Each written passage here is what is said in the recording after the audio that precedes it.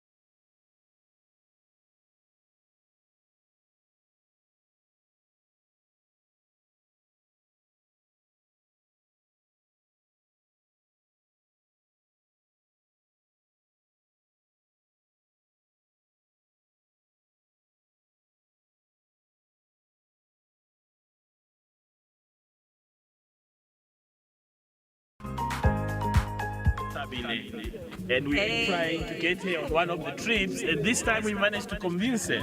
Yes, finally. Before Swift, how's Namibia? Listen, I was lost.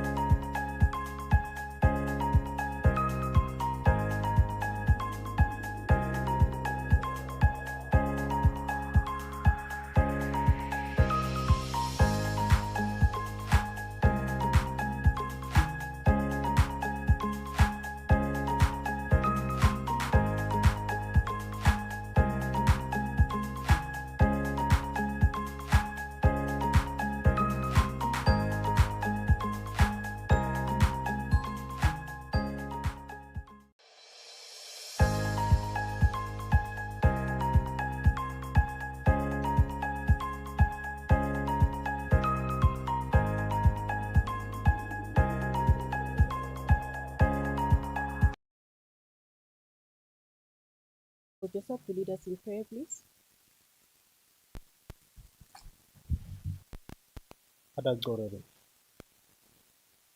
Almighty God, who by the omnipotence and omnipresence sustains and directs human destiny, and institutes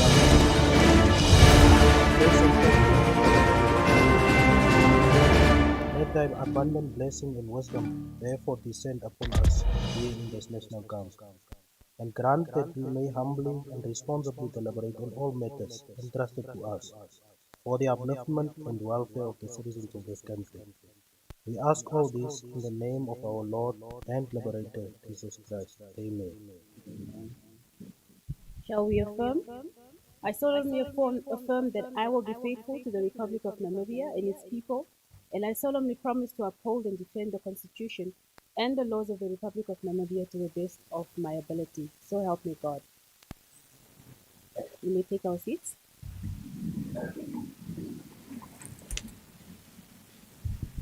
Honorable members, good morning once again, and welcome to our session for today. I believe that we all had a well-rested weekend. First of all, honorable members, there's an announcement that today we will be having a meeting with the Namibia-Cuba Federation, sorry, my apologies, the Namibia-Cuba Friendship Association. This meeting will take place between the chairperson, myself as the vice chairperson, the chief whip, and we have further requested that each region then assigns one member to represent that region in this said meeting. The said meeting is to take place in conference room G4 at 1500 hours at 3 o'clock in the afternoon. So all the regions are please requested that you nominate one member to represent you today at 1500 hours to meet in the G4 conference room so that we can convene this meeting. Is that in order, honorable members? Thank you very much. Any petitions?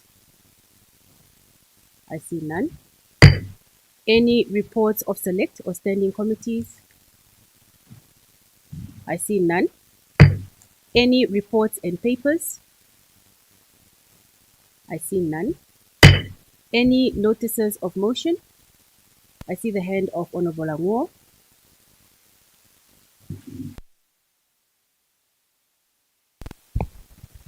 Good morning, Honorable Vice Chairperson, Honorable Members. I hereby move a motion without notice that in accordance with Rule 31 of the Standing Rules and Orders of the National Council, the proceedings on votes 24, 31, 35, and 03 of the Appropriation Bill 1 of 2026 not be interrupted if still under consideration beyond 13 hours. I so move, Honorable Vice Chairperson. Thank you, Honorable. May you please table the motion, Honorable?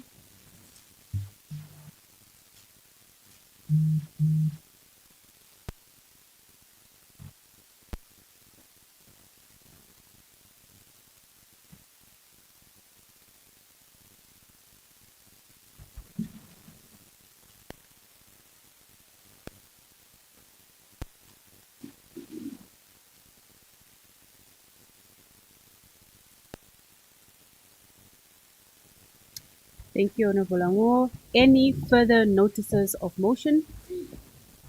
I see none. The secretary will read. It's weekend, honorable members. Please excuse me. The other half of mine also comes from Mohangwena region, so it is fine that I say lead instead of read.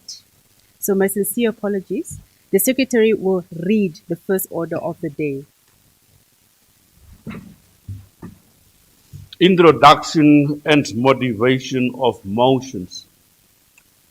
The motion on the urgent need for critical measures to combat the rising road accident crisis in Namibia. Thank you, Secretary. Does Honorable Garab move the motion? Who seconds the motion? Thank you. Any objection? Agreed to. Can Honorable Garab please table the motion?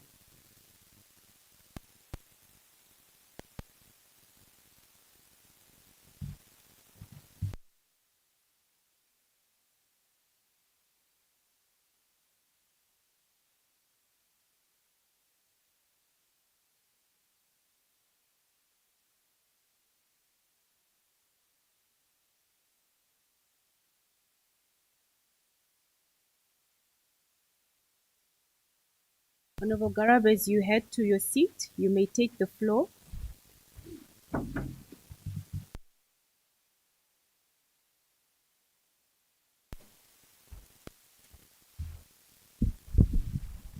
Thank you, Honorable Vice Chairperson. Honorable members, I rise with sincere gratitude for the opportunity accorded to me to table this motion, very important motion, which speaks directly to a matter of urgent national concern affecting every household across the Republic of Namibia. Noting with profound concern the persistent and alarming escalation of fatal road accidents across various regions of our country. The Motor Vehicle Accident Fund, in its newsletter dated 30th April 2026, reported that between 1st of January and 26th of April this year, Namibia recorded 921 crashes, resulting in 1,467 injuries and 143 fatalities. These figures are not merely statistics. They represent loss of lives, shattered families, and national crisis that demands immediate, decisive, and sustained intervention.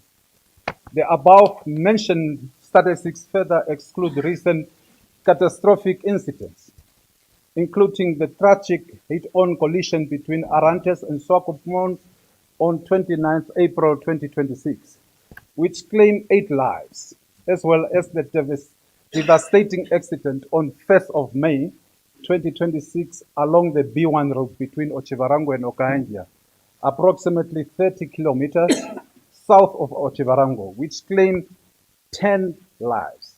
These, alongside numerous other fatal crashes and other national roads, underscore the escalating severity of the situation. The continued rise in fatalities and serious injuries in Namibia's roads has reached intolerable and unacceptable proportions. It continues to rob our nation of productive lives, inflict unbearable emotional trauma on families, and impose significant economic and developmental costs on the state. This situation can no longer be treated as routine. It is a national emergency requiring urgent structural intervention. Therefore, I humbly move that this August House deliberate and resolve that the government, through the Ministry of Works and Transport and all relevant stakeholders, prioritize without delay the planning, funding, and phase construction of dual carriageway between Okahandja, Otavi, and Grootfontein of the dual, Grootfontein as a matter of national urgency, together with other identified high-risk corridors across the country. And furthermore, that the government, through its competent agencies, urgently strengthen national road safety interventions through stricter and consistent law enforcement, upgraded and safer road infrastructure, enhance driver education and awareness programs, mandatory and regular vehicle roadworthiness inspections, improve wildlife management systems along highways, deployment of modern intelligent traffic monitoring technologies, and reinforce multi-agency coordination to decisively reduce road accidents and fatalities in Namibia. For the government, through the Ministry of Works and Transport, to also look into the increasing number of road accidents in Namibia, particularly those caused by overspeeding and drunk driving and other preventable factors, be thoroughly investigated as these reckless behaviors continue to result in tragic loss of life, serious injuries, permanent disabilities, destructions of families, and severe economic loss. It will also be important for the government, with its relevant stakeholders, to investigate the urgently address the continuous endangerment of pedestrians and cyclists on our roads within our cities and towns, particularly as a result of overspeeding, reckless driving, inadequate road safety infrastructure, and the failure to adequately protect vulnerable road users. Lastly, I therefore seek the concurrence of this August House that this matter be referred to the Standing Committee on Transport, Infrastructure and Housing to undertake the following: to engage and consult all relevant stakeholders in order to determine the existing mitigating measures, policies, and systems currently in place to address accident-prone roads and to further establish sustainable way forward. To conduct public hearings in identified accident-prone areas so as to receive first-hand concerns, experiences, and recommendations from affected communities, and to compile and present a comprehensive report to this August House, detailing its findings, conclusions, and actionable recommendations for considerations and implementation. I so move, Honorable Chairperson. Thank you very much, Honorable Garab. Any further discussions?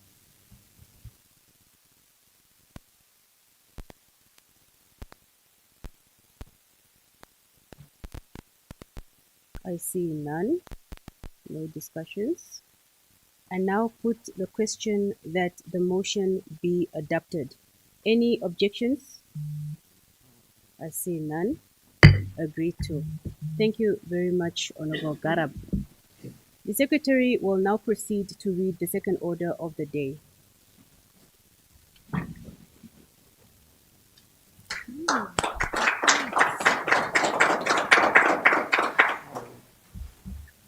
Resumption of debates on committee stage, Appropriation Bill, Bill 1 of 2026. Thank you, Secretary. It is moved that I leave the chair. Any secondment? Thank you. Any objection? I see none. Agreed to. Honorable Ndawanifa, the first Vice Chairperson of the Committee of the Whole Council, will now take the chair. Honorable Ndawanifa.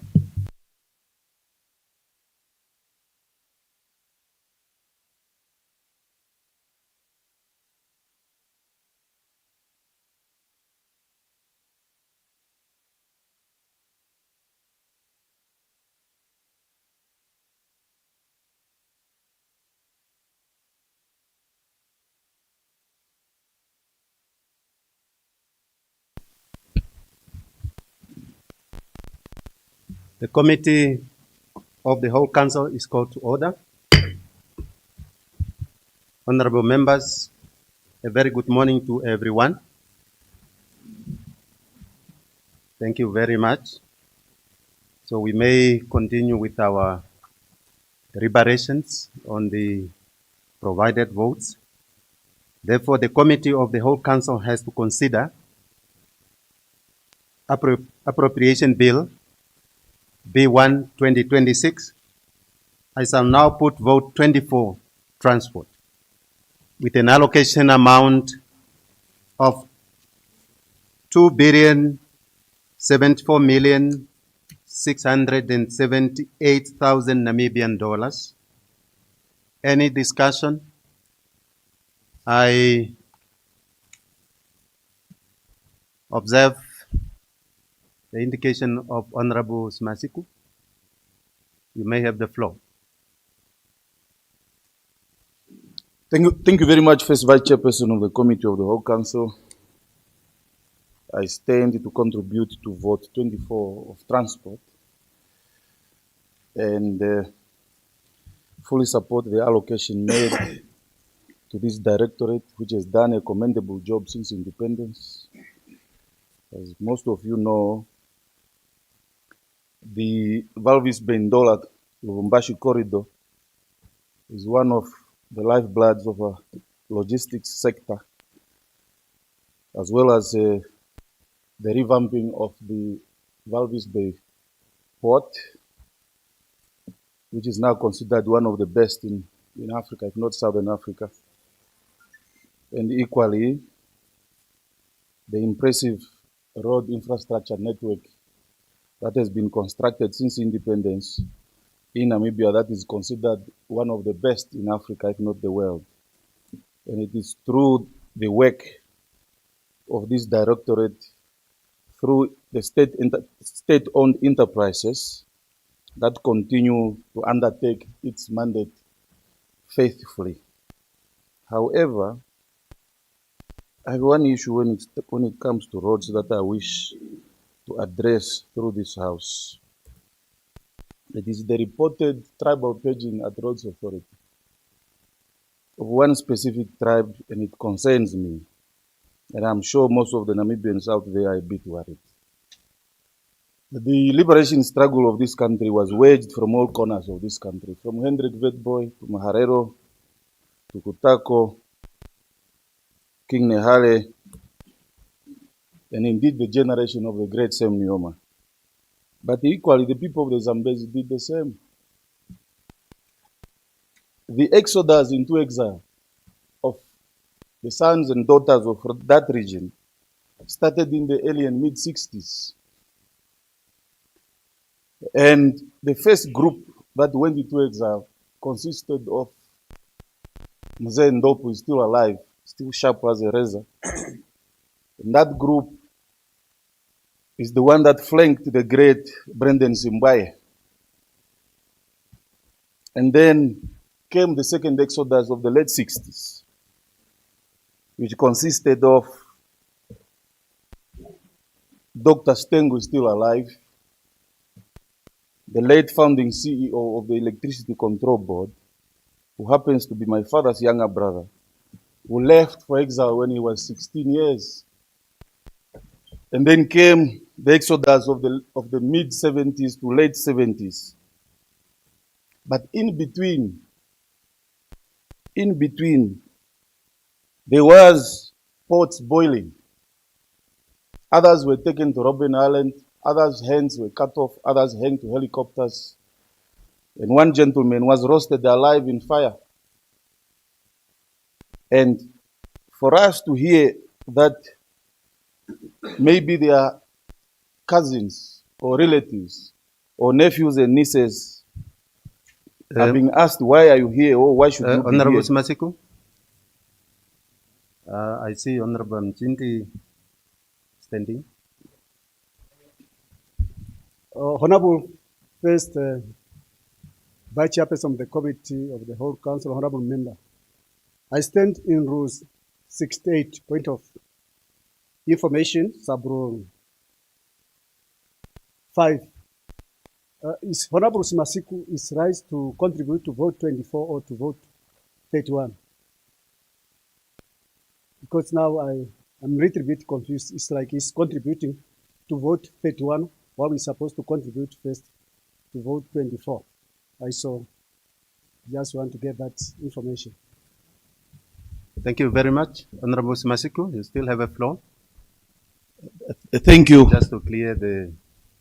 Thank you, First Vice Chairperson. It is indeed vote 24, which is related to Roads Authority. But I'll be very brief. I'm about to finish.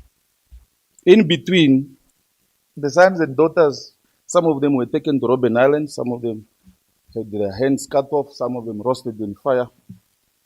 And to hear that their cousins or nephews or nieces are being asked questions why they are working for this or that organization is a bit worrying. And therefore my plea is that as leaders, especially some of us who have the privilege to be working at this level, at every opportunity that we get in society, let us engage our people to be united, because unity will take us further. We have a nation to develop and a society to unite. And in that respect, I therefore request that issues that emanate from the Roads Authority have to be addressed by all of us, so that there shouldn't be a repeat of that, because this nation is built on the foundation of one Namibia, one nation. I so move, Honorable First Vice Chair. Thank you very much, Honorable Simasiku. Honorable Amchendi. Thank you very much, Honorable First Vice Chairperson of the Committee of the Whole Council, Honorable Member. I rise to make a contribution to vote 24, transport, which are allocated an amount of 2 billion, 74 million 678,000 Namibian dollar. Though there's a reduction of this vote comparing to last year with almost 600 million. But I want to salute the Minister of Work and Transport for continuing maintaining good roads in Africa. So because of the limited time, I just want to thank the ministry for upgrading the gravel road DR 3607, Osakati Ompuja to Narvada Gate to Low Volume Seal, which is very good. It has been an outcry for this road, but the government has responded. It also has upgraded DR 3605 to Low Volume Seal, that is Ukushona. And also in this budget, I've seen the allocation of money to upgrade Gave Road to Low Volume Seal like in Oshikoto, Karas, Angwena, and Omaheke. This intervention would save more money because maintenance of gravel road is so much expensive. Once these roads happen to be completed to Low Volume Seal, we save more money. I want also to bring to the attention of the Honorable Minister that there is a long time procurement lot, that is DR 3678. That's the road in Uvudia. The minister needs to budget the construction of this road because the community in this area, they have got difficult to access essential services during the rain season. They also have sometimes difficult to access the constituency office. And the government, sometimes they spend a lot of money to use chopper to evacuate people in this grazing area during the flood season. And also want the ministry to budget for the upgrading of 3636, that is Eheke, Onakamandi, Gave Road to Bitaments or Low Volume Seals, because this Gave Road, it connects more government institutions.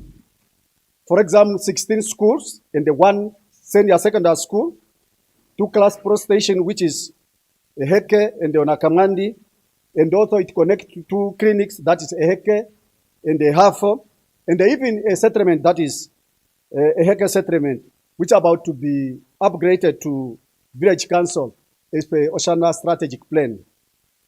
Honorable First Vice Chairperson of the Committee of the Whole Council, Honorable Member, the flowing gravel road needs also to be rehabilitated by putting a gravel sand. As of now, they become sandy and muddy. These are DR 3637 or Kapsa or Harushu need to be rehabilitated, and also Akwenyanga or Magongati and the Ompuja and the Heke to T Junction on Akamandi. Honorable First Vice Chairperson, Oshana Regional Road Board on the 2nd of October 2024 resolved that and submitted the following road to be proclaimed. Ombandakani, the Heke settlement, Amgada, Orurongo, and linked to MR92, that is Omarara. And also to connect, to proclaim a road from Homa Fe, Orukoro, Kupira, Ejekongo, and Mkandu. And also Ukuyushona, Ompunja, Ukuyushona, Onakamandi, Ompuja. These connect most of the schools that are normally closing during the rain season. Once this proclaiming and start budgeting for this one, it will solve the problem of disruption of classes of teaching during the rain season because it connects more schools and government institutions. With this Honorable Chairperson, First Vice Chairperson of the Committee of the Whole Council, Honorable Member, I support the vote. But this vote needs additional money if you want to continue upgrading road. I so submit. Thank you very much. Thank you very much, Honorable Mchinti. Honorable Yance. Thank you, Honorable First Vice Chairperson. Honorable First Vice Chairperson of the Committee of the Whole Council, honorable members of this August House, good morning. I rise to support vote 24, transport, under which an amount of 2,074,678,000 has been appropriated for this fiscal year. While I support this allocation, I wish to raise a matter of great importance and concern to the residents of Malda here in the wider Hardap region. I would like to inquire from the Honorable Minister, through the Honorable Deputy Minister of Works, what plans the Ministry has regarding the long-awaited Malda here Walvis Bay Road, a project that has been under discussion for many years but has yet to materialize. Walvis Bay is only 400 kilometers in a direct line from Malda here. However, due to poor condition of the existing road, resident and transport operators are often forced to travel via Windhoek, which significantly increases the distance and costs. This places a heavy financial burden on our people. Fuel costs increase, vehicle mileages rises, and motorists experience substantial wear and tear, result in frequent repairs and breakdowns. Honorable First Vice Chairperson, the road has the potential to transform Malda here and its surrounding areas. The upgrading and construction of this road would stimulate economic growth, attract investment, create employment opportunities, promote tourism, and improve access to market and essential services. This road would also reduce traffic on B1 corridor, as travelers from the far southern Namibia and even motorists from South Africa could use the Malda here Walvis Bay road instead of passing through Windhoek. For Malda here, this road is more than just a transport link. It is a catalyst for development and job creation. I therefore respectfully request the Honorable Minister to clarify whether this road is under consideration, why it has not yet been prioritized in the MTF of this year, and when funding can be expected for its implementation. With these remarks, I support vote 24 and urge the Ministry to prioritize the Malda Walvis Bay Road in future budget allocations. So I submit. Thank you. Thank you very much, Honorable Yance. Honorable Unona.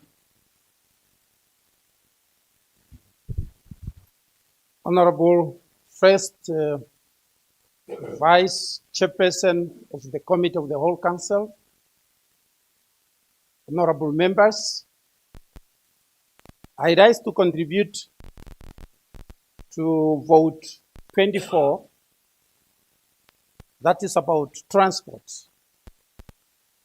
But I would like to indicate that some of the points are already highlighted by Honorable Anjindi. Therefore, I will never repeat that.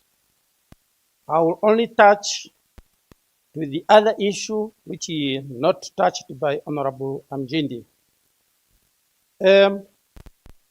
First, I would like to inform this House that Oshana region, situated in a prone flood areas, and some of the constituents are not reachable during the rain season or flood. Even Ompunja constituency is not reachable, as well as Uvudia and others. And in Ompunja constituency, there is no proper road, and the community used to be affected by floods at all corners of the constituency. As all of the rivers that is situated between Ondangwa and Oshakati, and between Oshakati and Okahao, most of them, they pass through Ompunja constituency. And they made some of the villages islands. And you cannot reach there during the flood unless you use the helicopters. I would like to propose the following. The following roads need to be considered as a matter of urgency.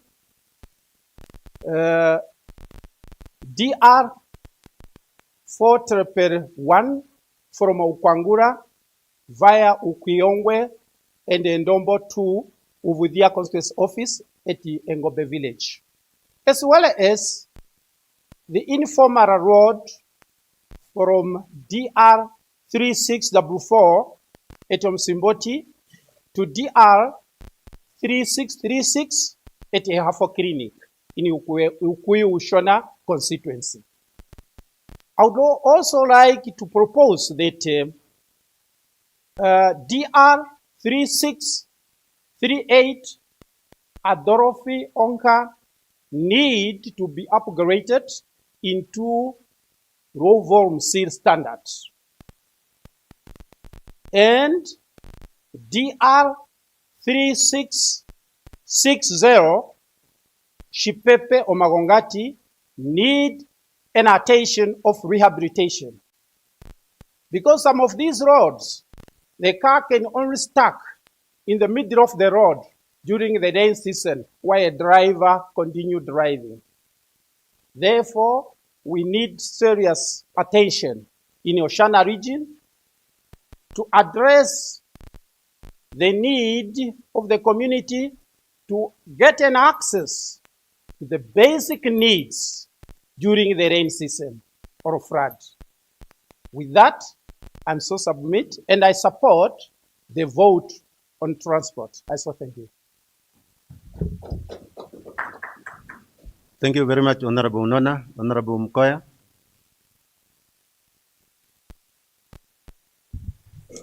Thank you very much for the floor given. Honorable First Vice Chairperson of the Committee of the Whole Council, good morning. Honorable Chairperson, Chief Whip and Substantia. Okay, thank you. I'm skis. Vice Chief Whip, Honorable DM, Honorable Member in Agoswas, good morning. I would like to highlight the serious transport infrastructure challenges affected all 14 regions, particularly Kavango East and Kavango West region. Firstly, Honorable First Vice Chairperson of the Committee of the Whole Council, government vehicles across ministry are old and unreliable. At government garage, most vehicles are outdated and frequently break down. There is also serious shortage of truck and service vehicles. In Kavango East region, many constituencies do not have enough vehicles to transport goods and deliver service effectively. Example, under the Directorate of Water Supply, there are no vehicles available to transport water tank to communities such as Kwa and Shamburu in the inland areas. As a result, people continue to suffer due to water shortage because there are no trucks to transport tanks and no proper road to assist these communities. I therefore request the government to procure new vehicles to fast-track service delivery. Old government vehicles should be auctioned and replaced with reliable ones. Almost every ministry is facing shortage of vehicles. Road infrastructure remains one of the biggest challenges in the Kavango East region. Since independence, very few gravel roads have been constructed in the region, with many communities still depend on poor sand road. The main road connecting to Zambezi region remain one of the few major roads. Many inland communities have no proper roads at all since Namibia got independence, specifically in the inland farming area. Teachers continue requesting transfer to urban areas because of poor road access. And some are forcing to walk over 55 kilometers to reach schools. Farmers also struggle to transport their cattle to Rundu Abattoir, other markets due to poor road infrastructure. Honorable First Vice Chairperson of the Committee of the Whole Council, How can ambulance reach sick patients and pregnant women? Malaria outbreak in remote areas whose roads are inaccessible and hospitals are constructed in urban centers such as Rundu. I urge the Honorable Minister to visit all 121 constituencies, witness the challenges faced by our people firsthand. The ministry should prioritize the completion of the 2022 and 2027 Road Master Plan, particularly in the following important routes. DR 3309, 94 kilometers from Mukubi village through Levi up to Hobabas to avoid unnecessary traffic accident. D3471, Thomas Shiave to Kanjara Clinic via to 3472. D3412, Chamvura Shinyungwe to Ngorosha. And Kumagashi to Hawa JP. Eastern Rundu DR3402, East Rundu Town land boundary to Divundu Combined School, 195.3 kilometers. From Vikota through Farmers to Ojonjupa border.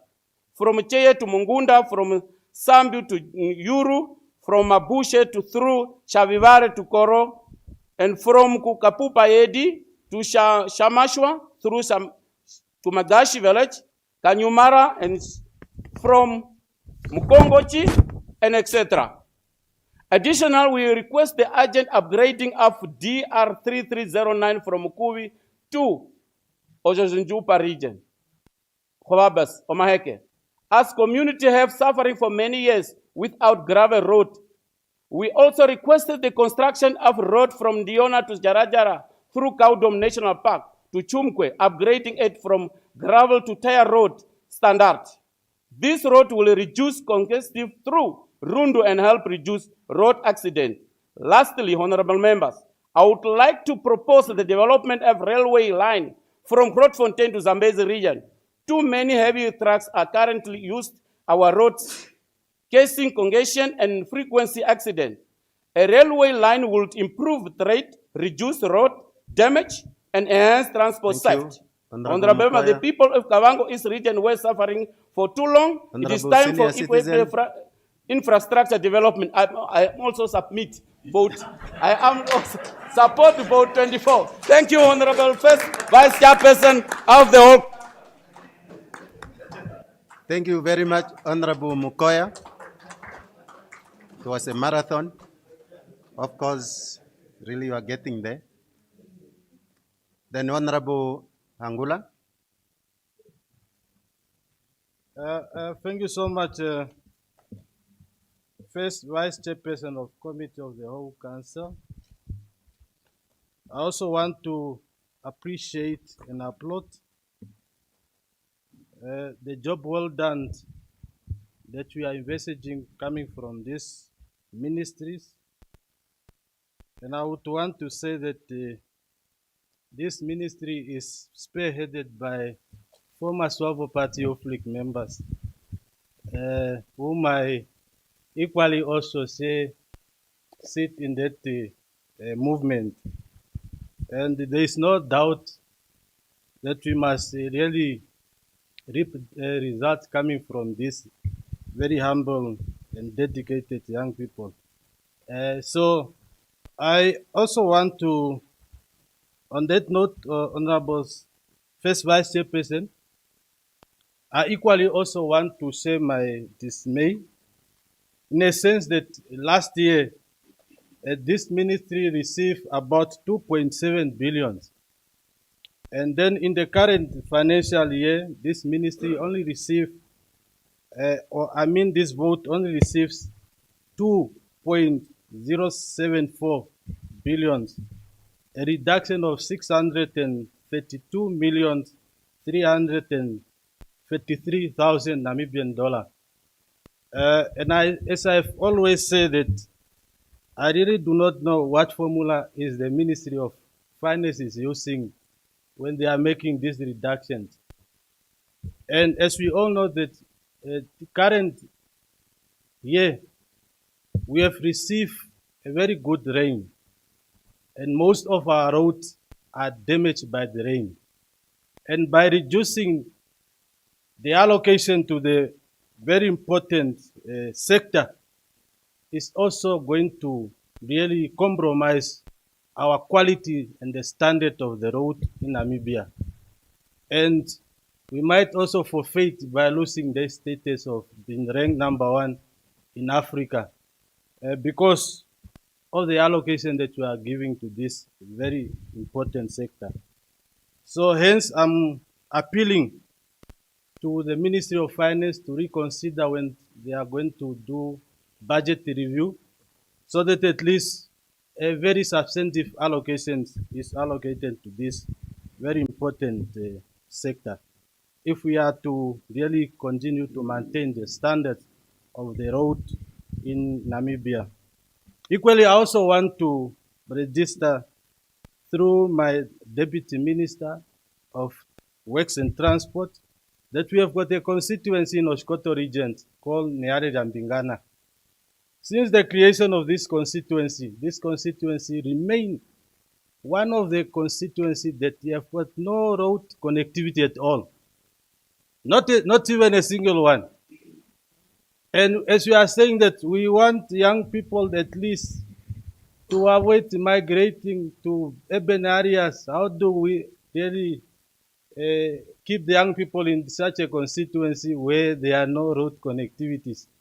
If one young person wants to go and certify his copies, he must either go to Okongo or travel to Oshivelo or Omfia. And sometimes there are not even transport available.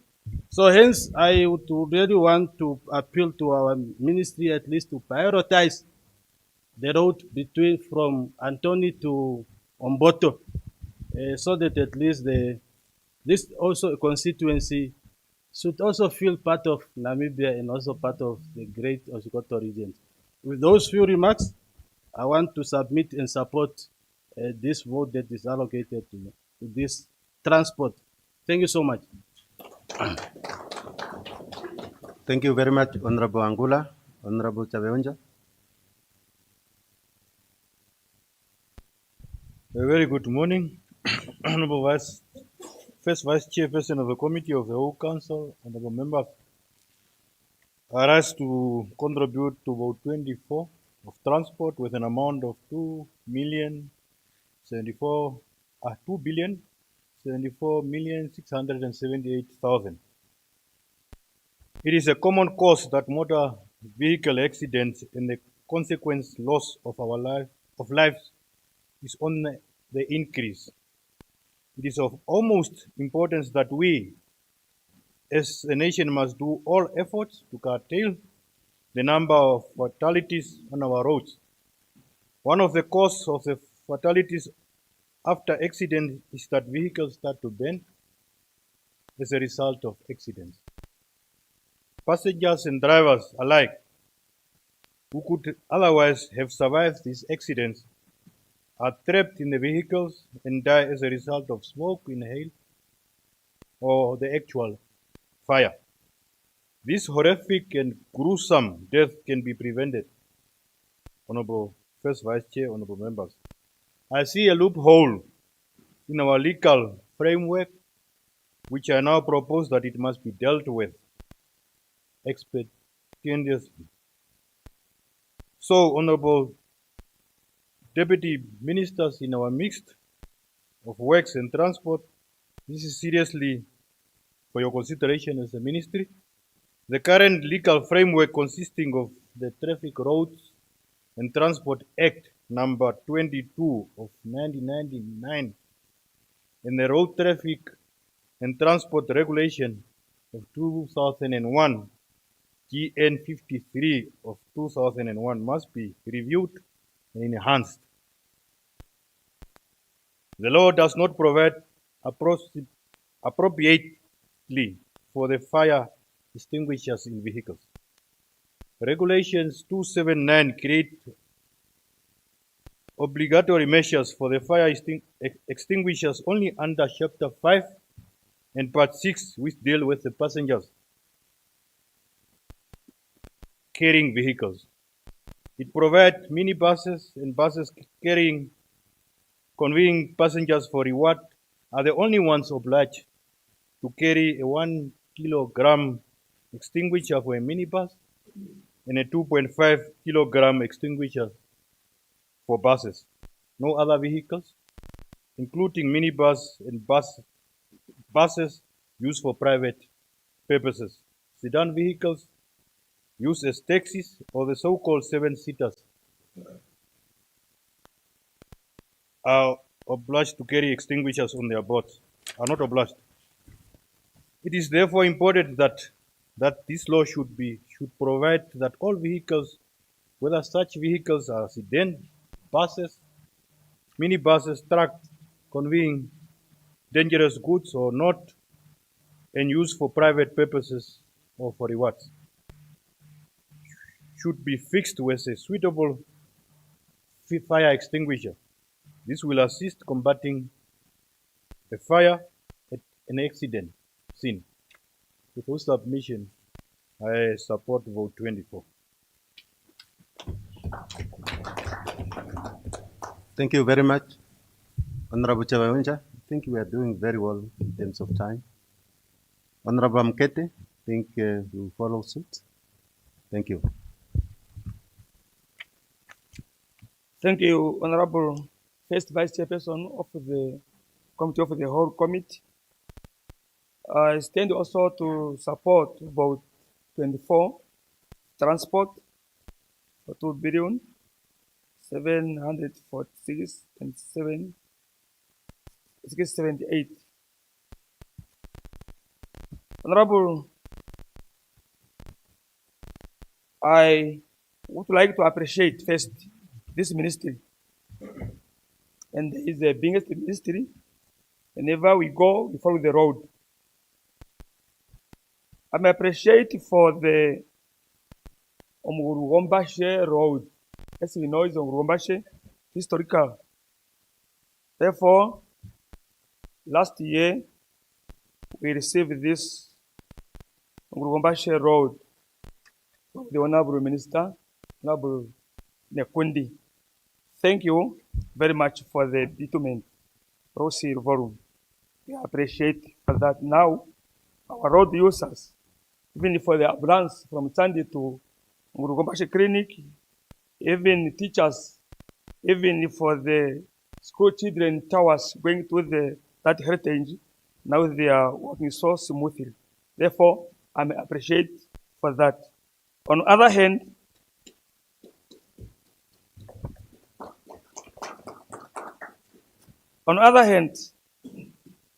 road challenge still there in Onsati region.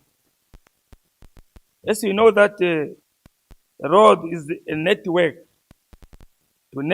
in different categories, contribute either to our business community, our teachers, and any other stakeholders like farmers, visitors, and the others. Also, there is a challenge in Onsati region. The road DR 3616 Sandy Onesi Eparera that was handed over in the year 2024, but up to now we are experiencing slow work progress to none. That work, this road give us stress. Honorable First Vice Chairperson of the Committee of the Whole Council, we need to deliver service at fast growth speed to our people. Because our government here to give service delivered to the community, but Honorable Chair, First Vice Chairperson of the Committee of the Whole Committee, the contract that giving the work to the government, I request this ministry to look on that contract to speeding up their work. Therefore, they give service deliver as soon as possible to our people. During the rain season, Ogongo Constituency Office and the other offices used to be closed due to the flood. Therefore, the road DR 3692 from Ombathi, Epato Road needed to be alternated very soon. If this happen, it will answer to the calling of our community.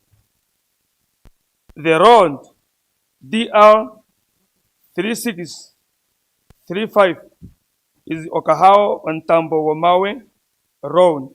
And this road also cater the Indira Gandhi Hospital. This road also bitumen standard is needed to this road soon. Even from Okahao to Indira Gandhi, it's phase 1 to save the patient around that area. But between Okahao and the Indira Gandhi, there are some few kilometers. Also, if it is be attended, it will help our people. Honorable First Vice Chairperson of the Committee of the whole Council, there are many Thank you very much, gravel. Honorable Amkete. Okay. Your time is up. Thank you, Honorable Chairperson. And also, we need many access roads to all government institutions, and I support this vote to 24 for transport. Thank you. Thank you very much, Honorable Amkete. Honorable Hangua.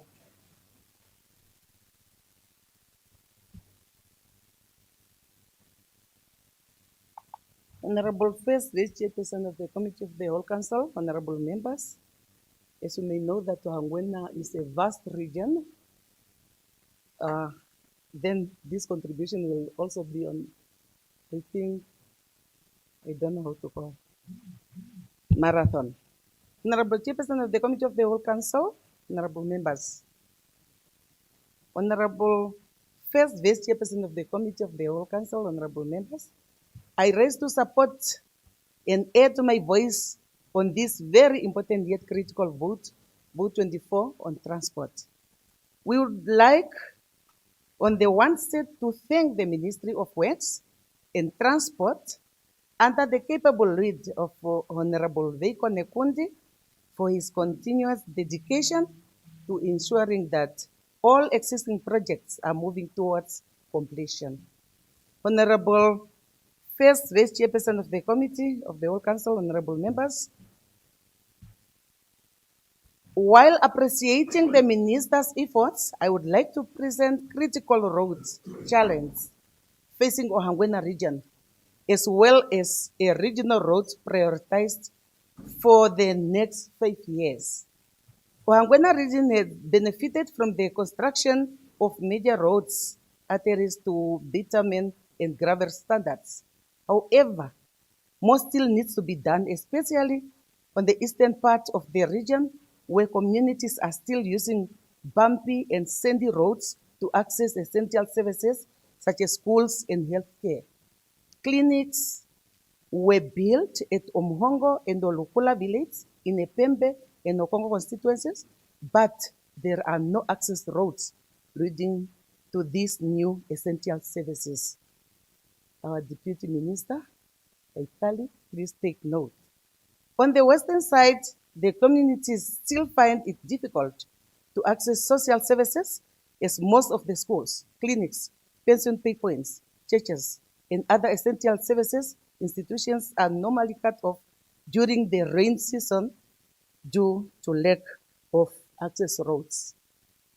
The region had prioritized several key roads for construction should funds be made available within the next 5 years. These are the roads earmarked to boost the socio-economic development of the region and to improve the livelihood of our people. The following roads were prioritized as key for regional development: road rehabilitation, roads upgrade to bitumen standard, a new gravel roads to be constructed. Roads rehabilitation, TR10/2 Onuno Enana, 47 km vitamin standards, currently under construction, and we ask for the funds availability to ensure completion of this project.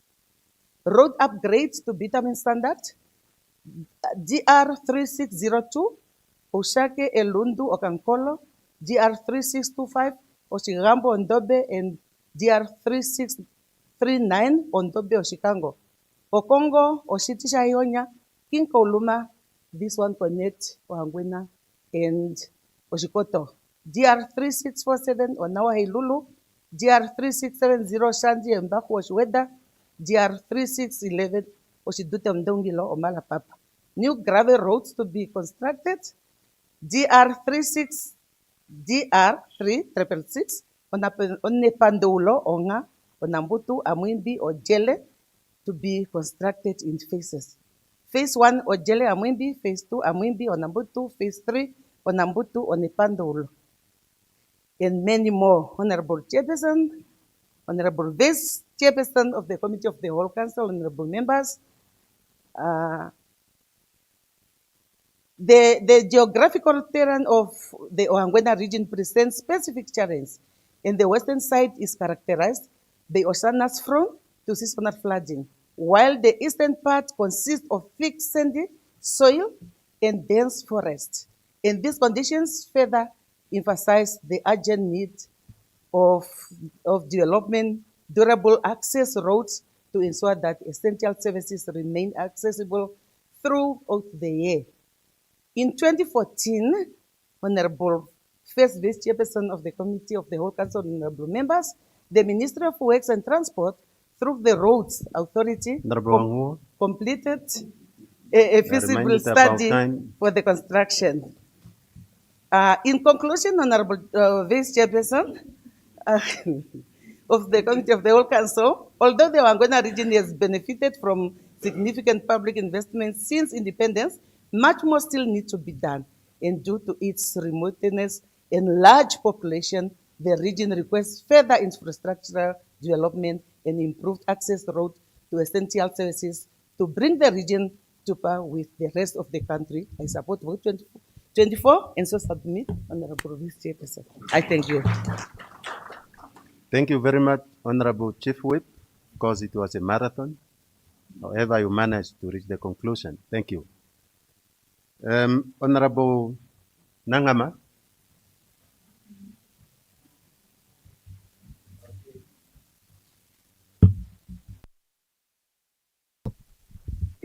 Okay, thank you very much, Honorable First Vice Chairperson for the Committee of the Whole Council.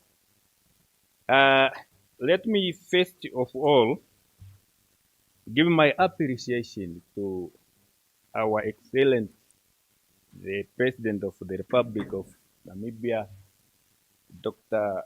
Netumbo Nandi Ndaitwah, by appointing the Deputy Minister from the National Council. I just want to give this appreciation in the sense that she did very well, because these are the right people from the grassroots.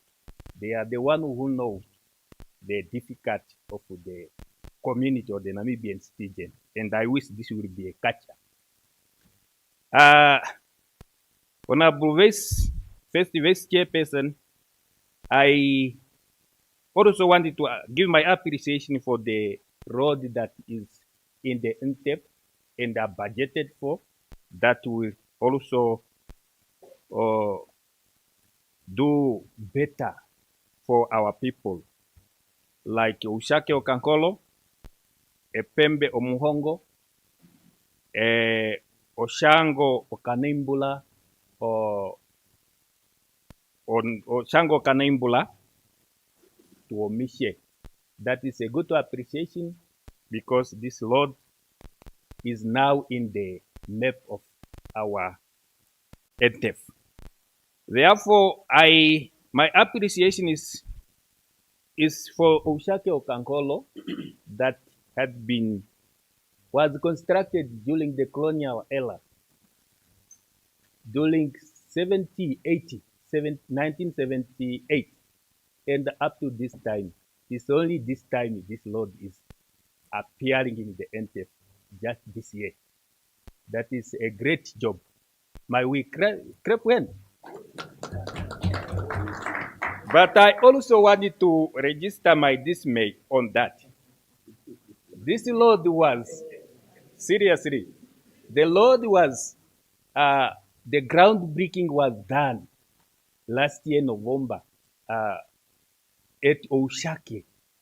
But as we are speaking, now people are starting at the other side. That is a dismay. You gather the people there, and then now people hearing a different story. That is not good at all. And I wish this road to be constructed without having fights by fights. Let us just construct it, then it's finished. That will be better for our people. What I'm now requesting our government or our people is that for the Lord, all the region, all the constituents, the road is still a problem. But I'm requesting for us to do better. It's only when we have a joint planning, rather than Osikoto is planning on their own, Ohangwena, Oshana, Kavango, and so on. That is not, it's not going to work. Let us target the road that can also assist all the Namibian people, all the neighboring region. Like that one, Ojele, the DR 366, Ojele, Ohamwimbi, Onambutu, Oshango, and the Onepandauro. That road is connecting Omshati, Oshana, Oshikoto, and Ohangwena, and the Kavango East. If this road happened to be constructed, Kavango West, I mean Kavango West. If this road happened to be constructed, we will not talk about road problem in this house. Seriously. Yeah. We will not talk about that problem. And the other region will also do the same. Other region will also do the same. Yes. And this road is connecting all the schools, Ohangwena, the Unsati and the other region, they have a crown of fraud. But Ohangwena is a proud of sandy area where there is no even season. Yes, Honorable Nangama. Yes, your time is up. I'm about to conclude. No, your time is up. Thank you very much. I'm emphasizing the joint planning, and I'm emphasizing the work to be done accordingly. Thank you very much. I'm in supporting of the vote. Thank you very much. Thank you very much, Honorable Nangama. Honorable Sikongo. Thank you, Honorable First Vice Chairperson of the Committee of the whole Council, for according me a chance to contribute, and at the same vein to support vote 24 of the Ministry of Works and Transport, which is a 2,074,678,000. So I would love to thank the Minister of Works and Transport, Honorable Nekundi, and at the same time thank the Deputy. Why I decided to thank Honorable Nekundi is that the road priority for Kavango West, he visited almost all the roads. Physically, we tour with him, and he knows the road very well. But at the same time, I also want to register my dismay, as my counterpart has alluded, with the ministry, but maybe to find out from Roads Authority, specifically District Road 3427, the well-known as Mbururu Charikat line. This road linked Tondoro constituency to Mankumbi constituency, and it's 33 kilometers. And this is a road that made me old, because we proposed it in 2005, as I just came in to date. and that is the road that makes me stingy not to move out. When it is constructed and when it is completed, I will vanish completely because that is a priority road for the farmers, because it links 60 farmers to Kurenkuru and to Rundu, which is the abattoir. The road it had a portion of 30 million in the roads authority, but unfortunately now it's not in the MTF. Comrade DM, just look into that one, find out from roads authority where did they take our money, because we are not dead, we are still alive. We want that money to be utilized. The road is not yet completed. And at the same time, there is a road, District Road 3469, Mbeyo Erago Matende. This road, the Honorable Minister also went last year. 16 November, he commissioned or he just laid the ground for the road to start. But unfortunately, as we are speaking, nothing is going on. Not even the contractor that was shown is nowhere to be found. I think the ministry need to note now, we must not ground break a road if the fund is not yet available, because it frustrates the electorate. But with those, I would love also to urge the ministry to look into the government garage. Rundu does not have cars. All the cars that are there is just the 2014, and they are old. I think we need new cars there, and also to look into the railway that goes to Zambezi, because when you stand on this road on a daily basis, you will count how many trucks that are taking copper from Zambia, passing here to Swakopmund or to Wolfis Bay. If you are to count, it's very rare you count 1,000. If they are not 2,000, they are 3,000. And the road's lifespan, the Rundu Zambezi or the Rundu Mururani, I think the lifespan is going to be shortened because of these trucks. But if a railway is to be considered, people will not continue singing, "We are born to suffer." Otherwise, to support this vote, so that the people must not sing the song of Lucky Dube, crying game, I so submit from the chair and also managing the time. I thank you. Thank you very much, Honorable Sikongo, for the very, very straightforward deliberation.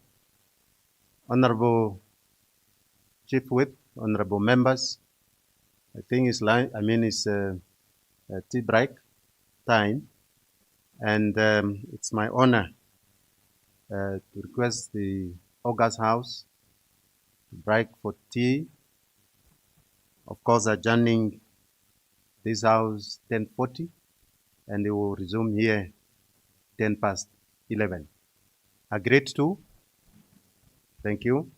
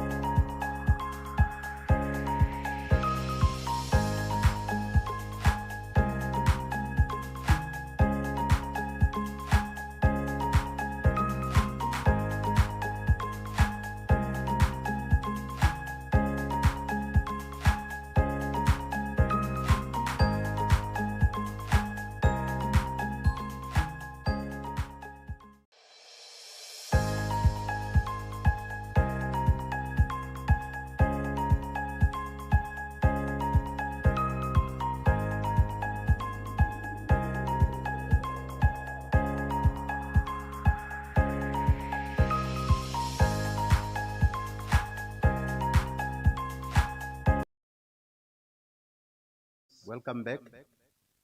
Before we continue with the business of the day, I have to inform the Honorable House that we have guests in the gallery, the two groups that they have come to observe, discuss the debate on this appropriation bill. A group of the grade 7 learners and their teachers accompanied them from all the way from Oskoto region, from Onipa Primary School. So they have come to see how the Honorable House is debating, how honorable members are tackling issues of the interest of the communities. So welcome in the gallery there, our able learners and esteemed teachers. Welcome. I equally want also to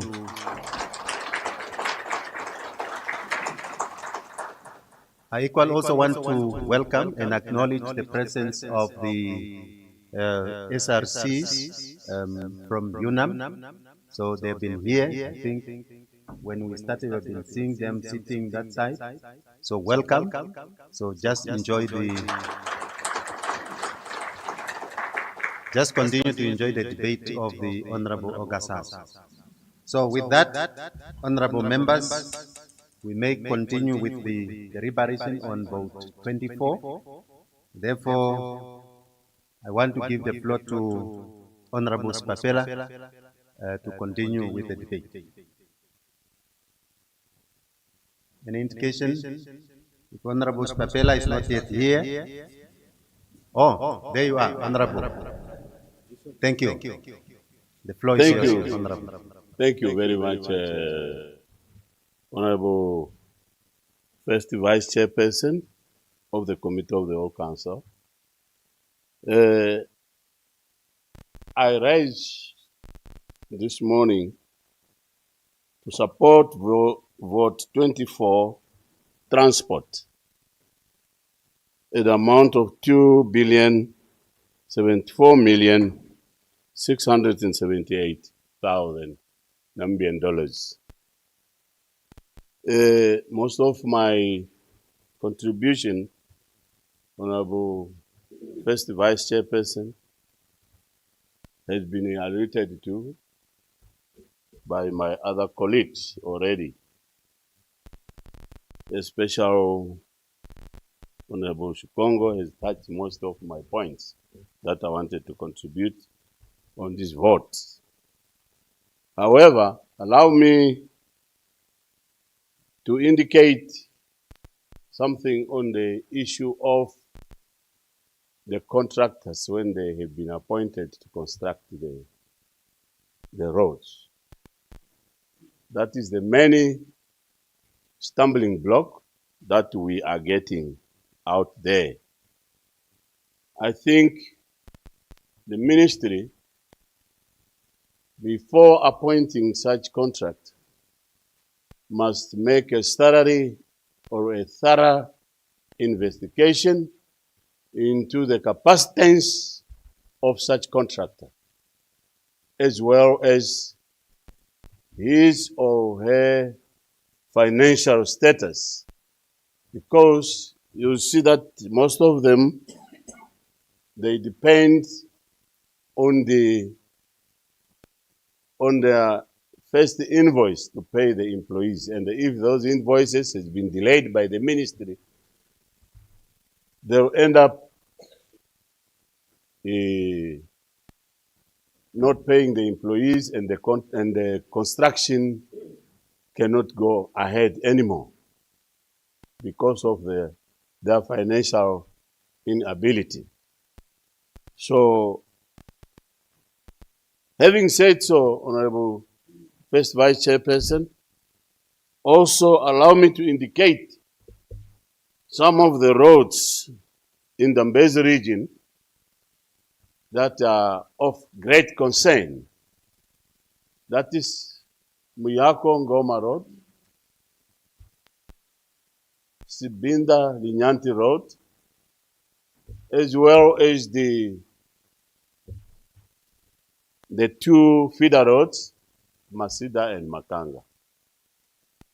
This Masida and Makanga, both of them combine the distance. They are only 6 kilometers, and since they were started in 2024 up to today, that 6 kilometers hasn't been completed yet. I know the reason for that, the contractor has abandoned the site because of their incapacity to pay their employees.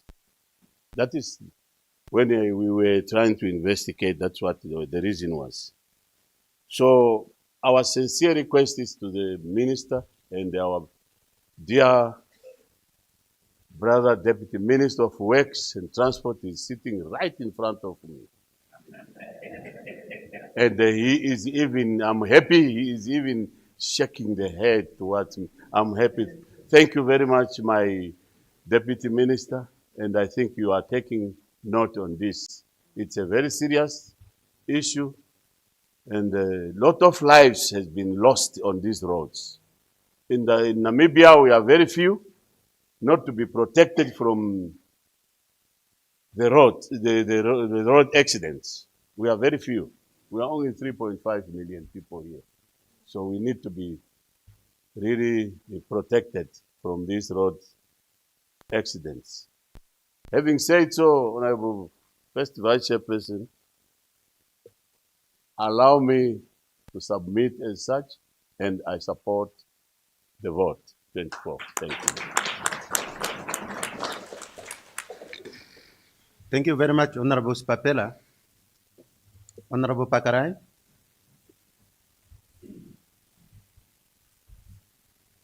Honorable Papela, your mic is still on. Good morning. Honorable First Vice Chairperson of the Committee of the Whole Council, honorable members of the National Council, Chief Whip, our guest. Good morning. I rise to support vote 24 with the following comments. The allocations for the upgrading of Du Plessis-Epukiro Road to low volume seal, the allocations of 117 million and the 95 million for the 2026-27 and the 27-28 financial year respectively is highly recommendable. Deputy Minister. Similarly, in the same vein, the talismans, for purpose the talismans continuation, these are good gestures aimed at stimulating the economy of the region.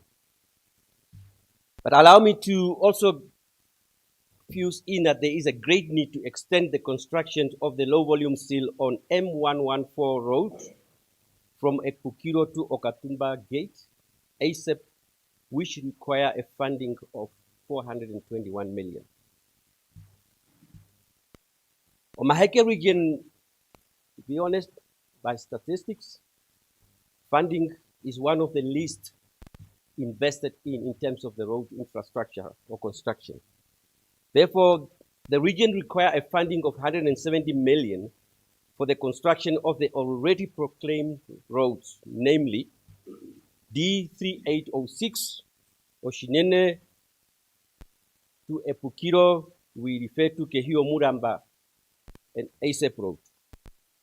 M885, Oshinene Epukiro Road, and D3811, Ovinyuru, Omutumba Washari, and Jacobs Road. These are all roads that are that needs funding. The D3807 Oshiwarongo, Oshimati, Okatuo Road has been in a very bad conditions for many years, and a funding requirement of 40 million is needed for its construction. Honorable First Vice Chairperson of the Committee of the Whole Council, member of the National Council, vote 20, we are realizing the importance of this vote because it has the highest impact on economic connectivity. It influences the agriculture, which is crucial for rural economic food security and export earning. It is a catalyst for industrialization, mines, and energy, for the extreme strategic diversification, mining beneficiation, and renewable energy. It solidifies education, which is the foundation for long-term skills and productivity. I therefore support Vote 24 and stand ready for to contribute to its effective rollout. So I submit. Thank you. Thank you very much, Honorable Pakarai. Honorable Seimi.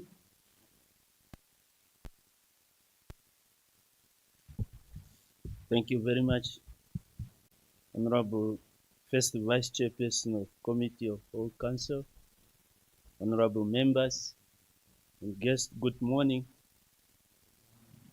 Yes, I rise to support Vote 24 with 2,074,678,000 with the following remarks.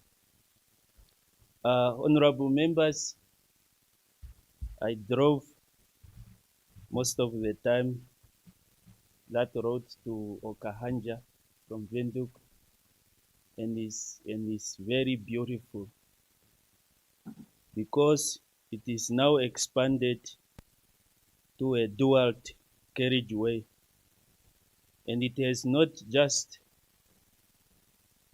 increased efficiency, but it has also reduced road accident. Job well done. So, honorable member, also for so many years, we have witnessed the gravel road that has been upgraded between Oranjemund and Roshpina. That road is also now well done, beautiful one. So when you come to the Mineral and Resource Festival, you must actually reach up to Oranjemund, so you see what I'm talking about. So great stuff to the government. So, and the honorable member now, the Karas Regional Council is also prioritized with the council resolution some 2 key roads. And this is the Arwab Ketmans Road with 166 kilometers, the C16. This road, most of the time during rain season, it gets damaged and it hampers service delivery. No access to health to take patients to Ketmans Hospital. And most of the time also, all the incidents are happening there. And at the same time, the road is very slippery. And this road was for many times also prioritized and appears in a road funds budget. This road is a gateway to economic advancement to the Republic of South Africa and Botswana. And if it's upgraded to bitumen, it will actually cut the distance with almost 420 kilometers shorter to South Africa. So, and this will help us in running the economy efficiency. So, Honorable First Vice Chairperson of the Committee of the Whole Council, Honorable Member, the other road that also prioritized is the Ausike Roshpina Road, which is 104 kilometers, the C13.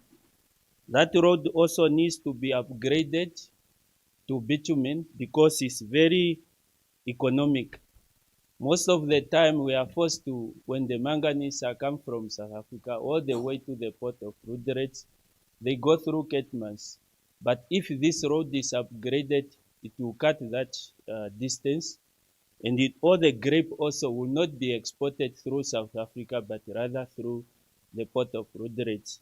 And most of the time, the residents from Ausinge and Noduvel, they use this road to get government service in Roshpina. Right now, it's closed because of the the flash floods of the Orange River. So if it's going to be upgraded, really it's going to make a big economical impact.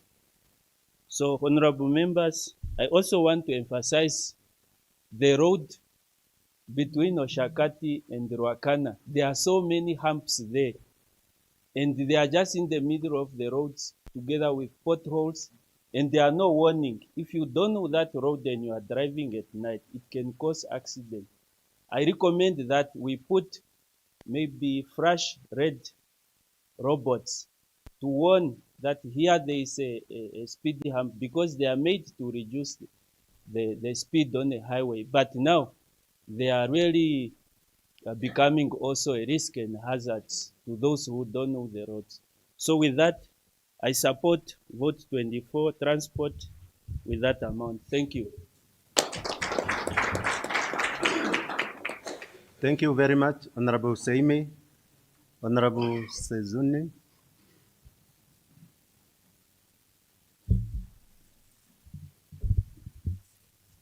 Thank you very much. The Vice Chairperson of the Committee of the whole Council, our Chief Whip, and the Deputy Chief Whip, and our Deputy Ministers that are among us, as well as the guests that are also among us.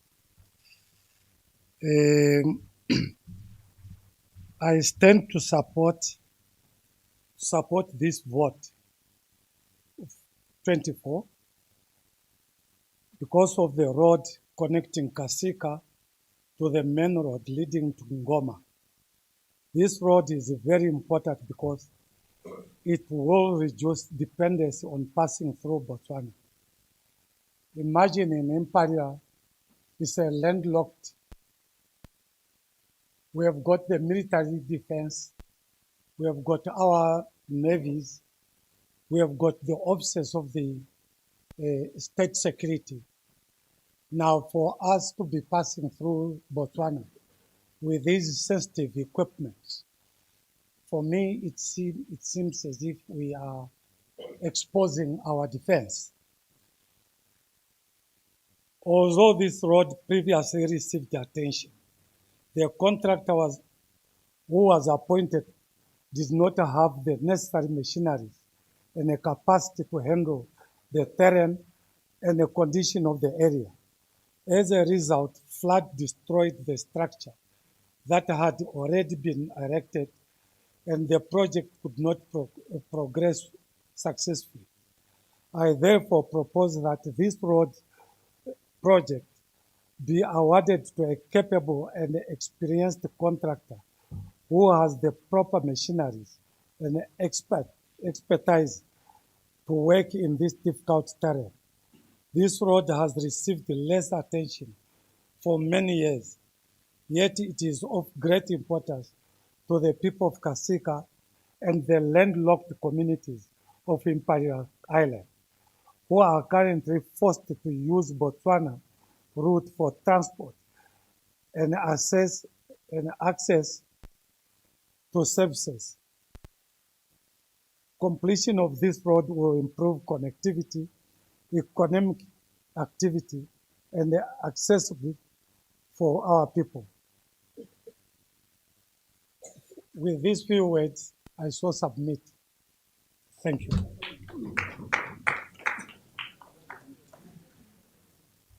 Yes, Honorable Sezuni, the question is, are you not supporting the vote?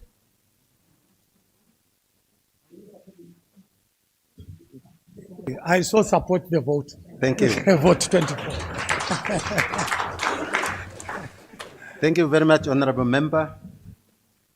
Honorable Katembo.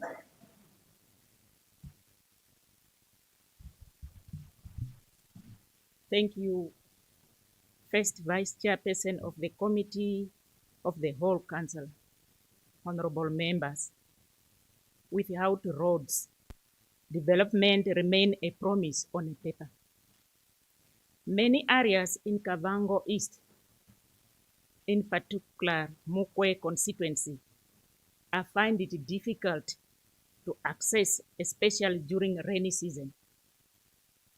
Without proper road, we cut off the community from market and other essential services.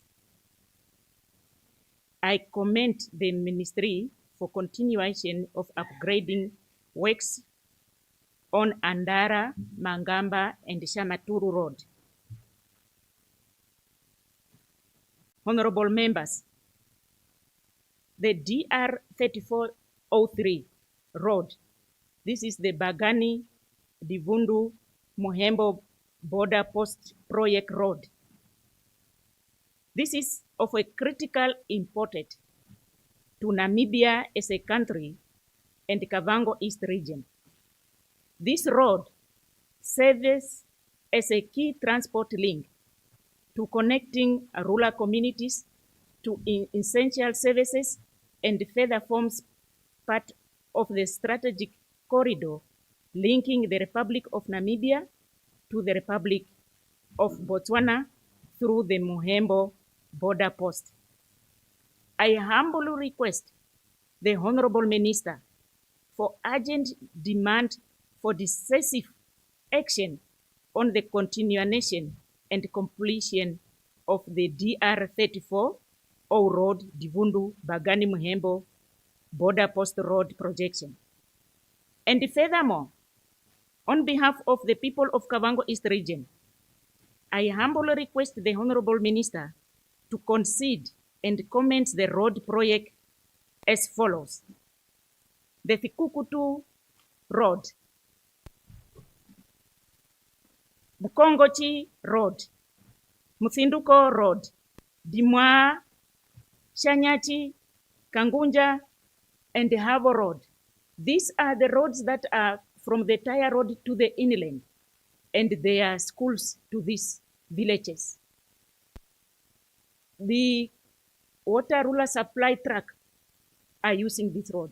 Andara, Amblas, the inspector of the school teachers, the regional council's drought relief truck are using this road. And we find it difficult to reach the village because of the roads are too sandy, and during rainy season is worse.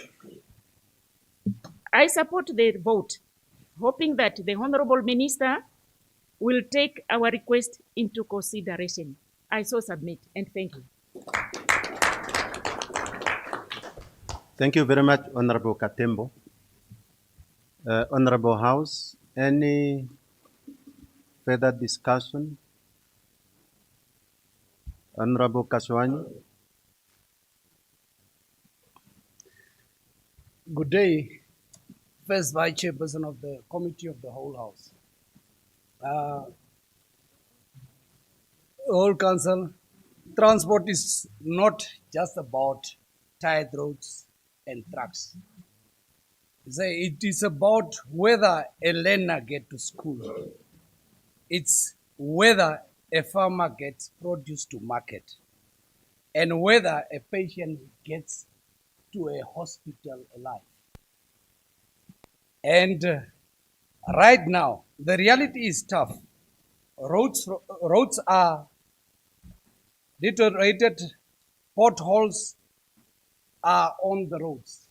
If you will hit from the face of Namibia, which is Beitefos, down to Hobabas, about 30 kilometers, potholes are there. And if you take that we say in every rainy season, potholes became a trend on our roads. I don't know what is it the standard that they are built of or what? And then there is a road number D1604 that has to be connected to C22 MR91.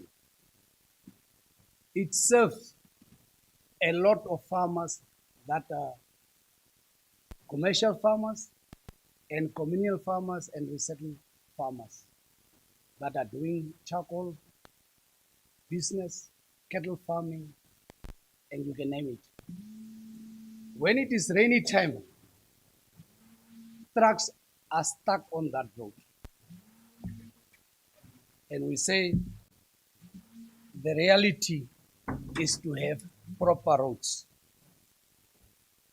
And another concern is road safety is another concern to me, as we are taking the Aminus Aranos road. Every month, cattle are bumped on that road. More than 50 cattle. Is it not possible that we can have a fence next to that tight road? Please. Road is only useful if it connects people and also give opportunities to people, not accidents to people. I so submit. I thank you. I support the vote. Thank you, Honorable Kaswanyo. Since I'm not seeing any hand up in our midst, honorable members, Honorable Brand. Okay. Sorry for that. You may have the floor. Yeah, good morning, members. Good morning, dear guests. The first vice chairperson of the committee of the whole council. I also rise to support vote 24. And everything has already been said. In Namibia, we are equally have the same problems with roads. But I just wanted to add my voice on saying that if everybody is having good roads that are in good conditions in the rural areas, if everybody is connected to find the services they can find while driving on good roads, then it will be really good for all of us in Namibia. But in Daunre's constituency, I'm thankful for the Ministry of Transport. That the road between Hendy's Bay and Uis is almost to be done. And we are really grateful. Since independence, Daunres hasn't had a tired road. That was the first road that has been tired. And I'm really grateful for the government for that road. But then in the whole of the constituency, between Spitskope, Yusako Spitskope to Okombai, we are struggling. Omachete to Omaruru, Omachete to Okombai, Puis to Omaruru. Yeah, and these are the roads that are used daily by more than 20 cars. Puis Tin Mine has opened and business is going, and most of the people are driving from Windhoek, Omaruru, via Omaruru, Puis via Omaruru to Windhoek.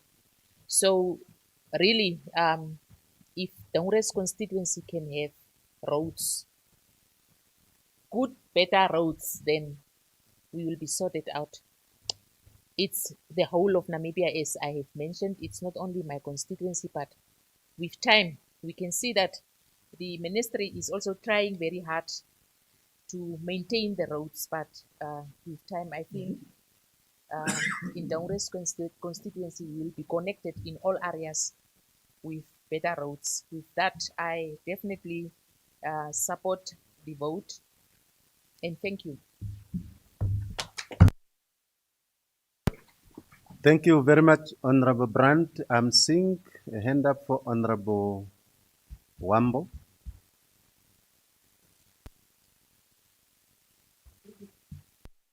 Thank you, First Vice Chairperson of the Committee of the whole Council, honorable members. I will be very brief.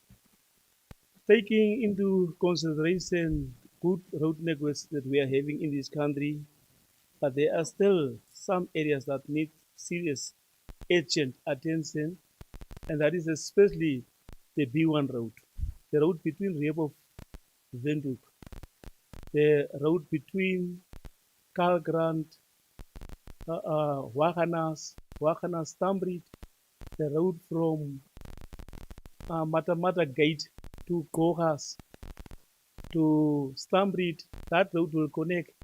Now the road that Honorable Johnson was talking about from Malta here to Valfes.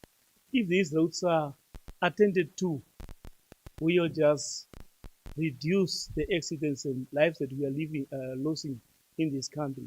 So I want to put the Deputy Minister, also the Ministry to consider, because this is a discussion that is coming a very long way, but it is not getting the necessary attention and the energy. Now we are urging this must now start getting now to be part of the NTEF and to be part of the budget that we are just discussing. So I submit and I support the vote. Thank you very much, Honorable Wambo. In the absence of any hand now, I lastly want to, under this vote, to give this opportunity to Honorable Hans Aikali, our Deputy Minister of Works and Transport, just to share some sentiments with the Honorable House, but of course not necessarily to respond to the questions which were raised before this debate, but of course rather to say something with us. Honorable Aikali, the floor is yours.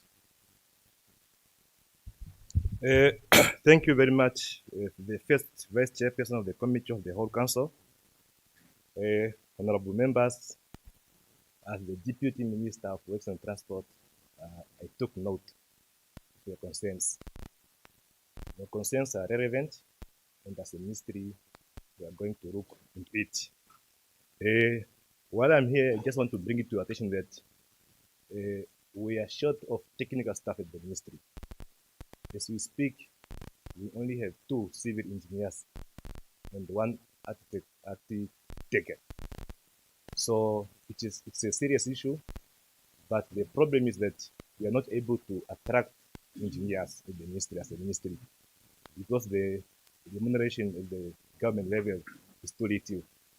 But as a stand, we are in discussion with relevant stakeholders to make sure that remuneration packages are listed. So, colleagues, I hear you. We are hard at work.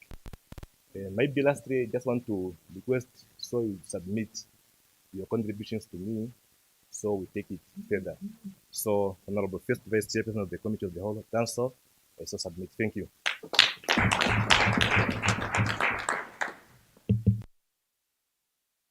Much, Honorable Aikari. Any further discussion? I see none. Any objection? I see none. Agreed to? Thank you very much. Honorable members, I shall now put vote 31, Veteran Affairs, with an allocation of 1,522,500,000 Namibian dollars. Any discussion? I see Honorable Amchindi. You may have the floor. Yeah, thank you very much, Honorable First Vice Chairperson of the Committee of the Whole Council, Honorable Member. I think this vote needed to have some more minutes because these are the people who made us to be here.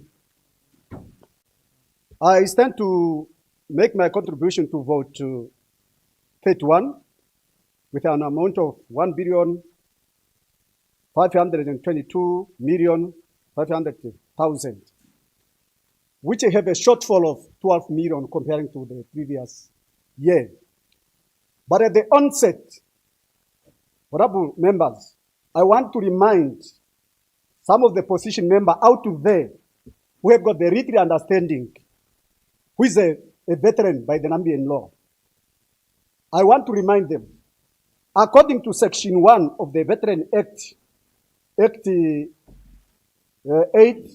number 2, is defined who is a veteran. I quote, a veteran is a person who was a member of the liberation forces, was consistently, presently participated and engaged in a political, diplomatic, underground activity in furtherance of the liberation struggle. Therefore, I want to make it categorically clear that Swatuf, Kufut, who committed atrocity against Namibian and the prevent independence, they are not veterans of the liberation struggle. And they must just appreciate and enjoy the reconciliation that we have introduced, and that reconciliation is their payment now.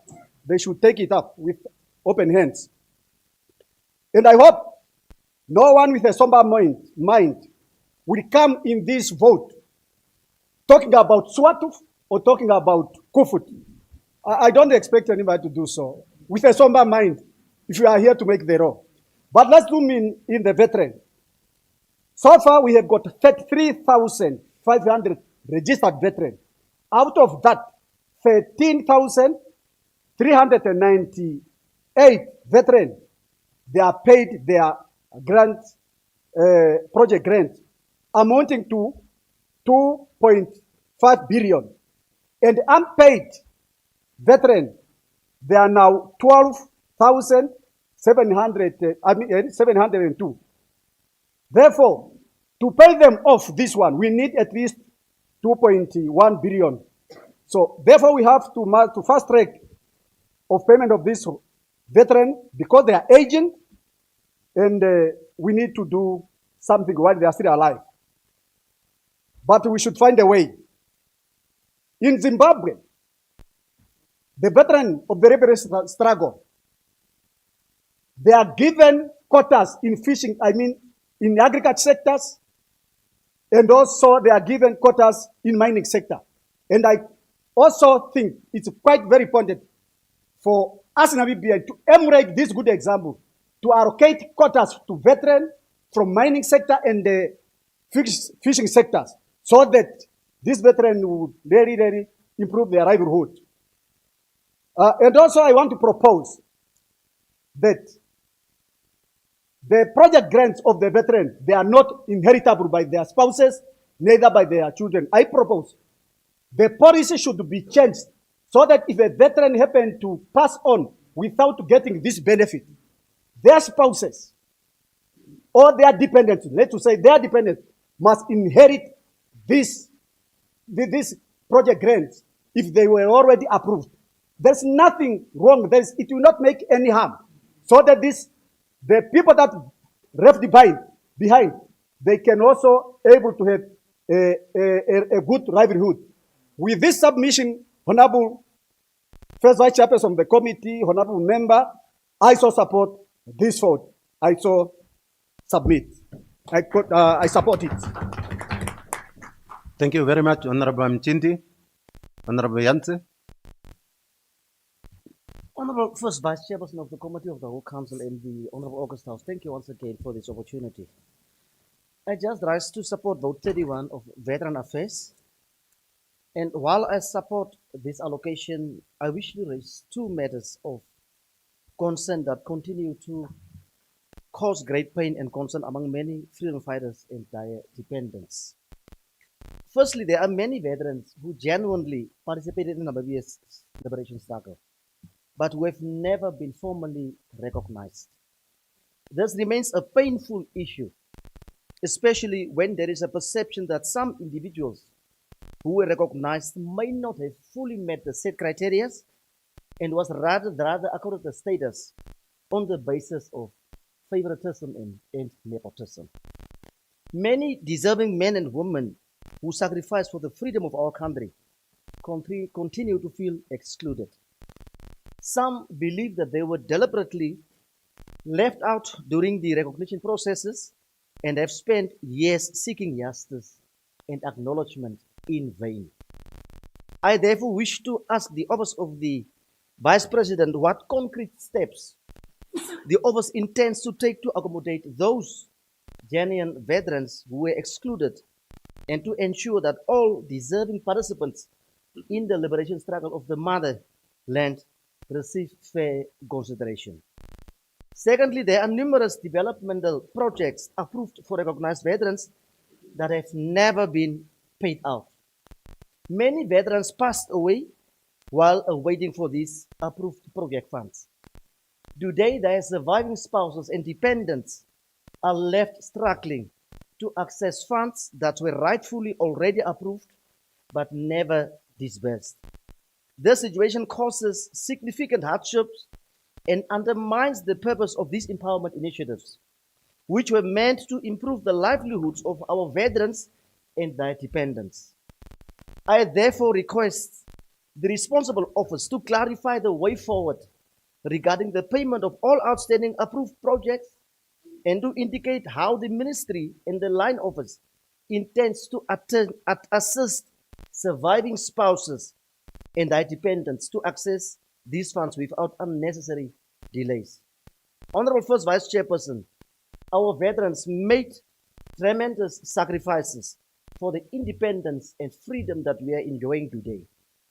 It is our duty as leaders to ensure that all the deserving veterans are recognized and that commitments made to them are honored accordingly. With these remarks, I support Vote 31 and urge all stakeholders to address these outstanding issues as a matter of urgency. I thank you. Thank you very much, Honorable Yantse. Honorable Chabeunja. Thank you, Honorable First Vice Chair, the Committee of the Whole Council, honorable members. I also rise just to do a small contribution on the Veterans Affairs vote. Equally, I don't know, maybe because we are sitting adjacent to each other, my brother have done somehow partly justice to what I was trying to say. Because I have picked up one thing that we are more concentrating on people who were in exile. There were people who were in this country who have equally participated, maybe even better than that, because Pohamba used to say, not everybody who was outside went to liberate. Some of them went to have boyfriends and girlfriends outside. So the understanding is that seriously, we need to reconsider these things. I want us to come up, because the ambiguity that you find in this, especially also us as regional council have been put against veterans because they are here and there been referred to us as constituency councillors. Go to your constituency councillor. They are knocking at our doors.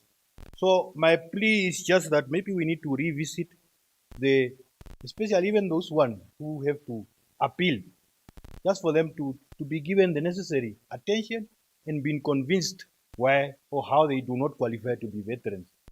Another thing, Honorable First Vice Chair, that really disturbed me, I think I shared recently with few of my veterans here also. When you find a video of one of your people who went to the extreme, contributing to the liberation of this struggle, and the person is homeless, suffering, and we are eating bed and breakfast every day, it's a serious challenge. There was somebody, I don't know, luckily somebody interviewed in the north. It's just that it did not really take the region, but I think it's one of the northern region. What I want is that maybe the ministry also need to see to it that most of these people, I have seen with soccer players, normally some of us who are soccer fanatics, in England, there are people who have been playing for their national team. Up to date, they have been taken care of. As long as you have created that status of being a legend or whatever of that, people make sure that you have a decent living, a decent place where you live until you passed on. And I also don't buy the idea of saying maybe we need to revisit some of these things. Somebody who have then qualified, the whole process was done, and in between the person passed on. We need to differentiate that person, as we are saying that this cannot be transferred to either your wife or your children. But if the process was already ongoing, what is so difficult just to cater? Because at the end of the day, as much as that person went and fought for us who are sitting here, it was also for the benefit of his spouse and the children. How are they going to benefit if we are saying the act is saying that only for the main beneficiary? So those are some of the things that we need to But seriously, as Honorable Hamunjiji has said, this is something that is very close to most of our heart. It's something that we really want to make sure that our veterans have been given the necessary attention and have been given the necessary. I know it was voluntary, but whether you want it or not, you cannot just expect somebody to suffer who have brought the liberation that we all are enjoying today. So, with that submission, Honorable First Vice Chair, I only want to say that let's the ministry please go back to the drawing board. If it is that we have to re-interview people, because at sometimes these people also were interviewed by people who don't even know them. It was just a committee that was set up, but these people have people who can attest, especially those who were locally participating, not going about as the others have went about. So with that submission, seriously, I'm only begging that let's revisit this. Let's make sure that we satisfy. I'm also happy that I'm picking up that there is a big amount of people that are already on the list to be paid, according to the contribution of the honorable member there. So, but really, let's make sure that we satisfy most of our veterans. The good thing, rest assured, people who were here talking about Kufut and all the other things, they went home. We sent them home just because of those words. So we are now safe. We will not mention those things. Those submission I support vote 31. Thank you very much, Honorable Chavawinja. Honorable Nkete. Thank you, Honorable First Vice Chairperson of the Committee of the Whole Council. A contribution already, most of them touched by Honorable Amjidi and hammered by Honorable a neighbor here, Chavionja. Only for, I would like first to appreciate and extend to support the vote 31 for Veterans Affairs, 1,522,500,000, with warm appreciation to our freedom fighters' sacrifice to liberate this country. Now we are here, enjoy peace and stability for them. Thank you very much, my comrade veterans. Whenever most of them, they continue to rest in internal peace.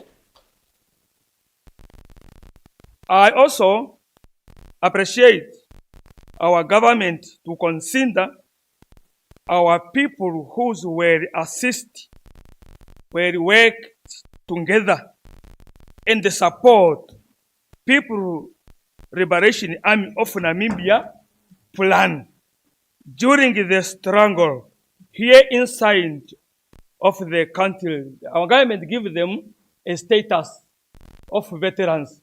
Also me appreciate for that. Whenever after that appreciation also, we are continue to apply to our government through ministry, here Ministry of Defense and the Veteran Affairs, to share some challenges that there are some our veterans who their project not yet paid. Speaking, so I am appealing to the Ministry of Defense with the Directorate of Veteran Affairs to accelerate this process to pay off the project of our comrades. Honorable First Vice Chairperson of the Committee of the Whole Council, the liberation struggle of this country is built on the foundation of those who their lifeblood, our freedom. We cannot realize the true factor that Ongurugombashe is the place where the liberation struggle of this country has started. This is the reason some of our heroes and heroines are laid to rest there. We need to upgrade this area to a certain level and even create or establish one of the learning institution, and addition museum to attract tourism, which will benefit our country. To keep this historical shrine place alive. Honorable First Vice Chairperson of the Committee of the whole Council, as my neighbor here touched it, I repeat this one. Our inside veterans, some of them, they are still frustrated. Most of them now they have become very old senior citizens. Whenever this comes to interview them, in front of them, their ability, their bond is not able to respond. Therefore, I am also request with the honor and the respect our director, this Directorate of Veteran Affairs, also to relook the policy, make it appropriate to our senior. With these few remarks, I will so support and submit. Thank you very much, Honorable Nkete. Honorable Kuoko.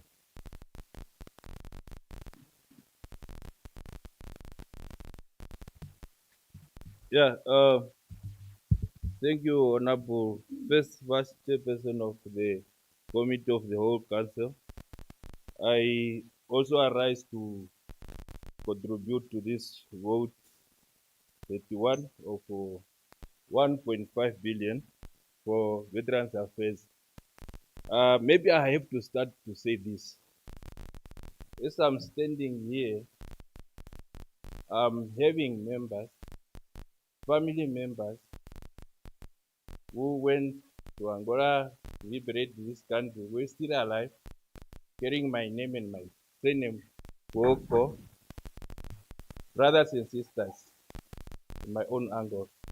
I do have also family members, brothers and sisters who was Pufut and Swatiyef. Having said that, when we talk about the war veterans, those people, they, as per the act which was drafted, maybe it's copied somewhere and bring to our constitution here, is that those people, they have to get their benefit as per that act. But now, the money which is intended to them, it's not reaching them. As we heard here, that project is not yet paid out. And some of them, they are not yet registered. They are there. And even some of the regions, it's ignored. Maybe it was said that maybe only those people who stand there and they don't know the people. In Kunene, we have them whom we know that these people, these persons was giving food, was transporting people to go and fight. But yet, with names even, yet they are not registered or recognized. Even sometimes if they go there, they are used to be informed. You must first become a member of SWAP. That is, it is there in Kunene. We can find out. It is not, that it was not the matter on the ground. You have to assist those people who come in the country, and having that mind of to assist our people who liberate this country, not to say that they will have to belong to a party.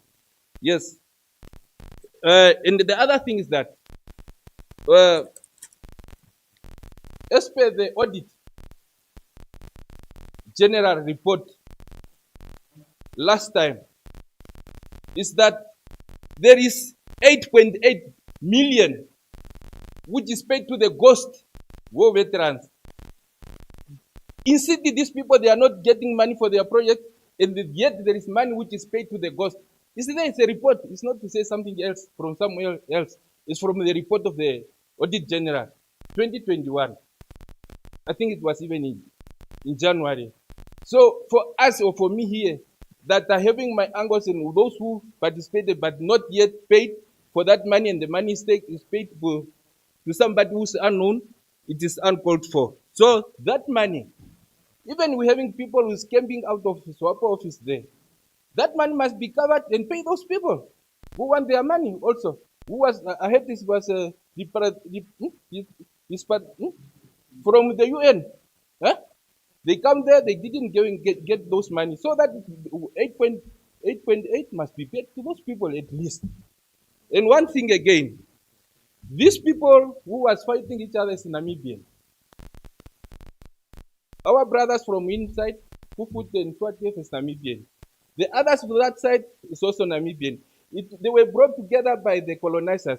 But we are not thinking, yet we put in an act here that we have to oppress them again, the Kufut. So they were given 36 million for them after they laid out, or maybe the war is finished, so that money must be paid to the Kufut. It must go back. You cannot eat 8.8 million meant for the veterans, war veterans, and again 36 million for the Kufut. So the government have to plan. And people are coming up because we don't have a date here. We are not going to finish to register or to have war veteran until maybe 100 years. So we have to have a data, how many war veterans Honorable we have. Kwoko, Yes. there's a point of order. May I sit for a while to okay. listen, Honorable Chavionja? Yeah, I'm standing up on Rule 68, just on a question of privilege.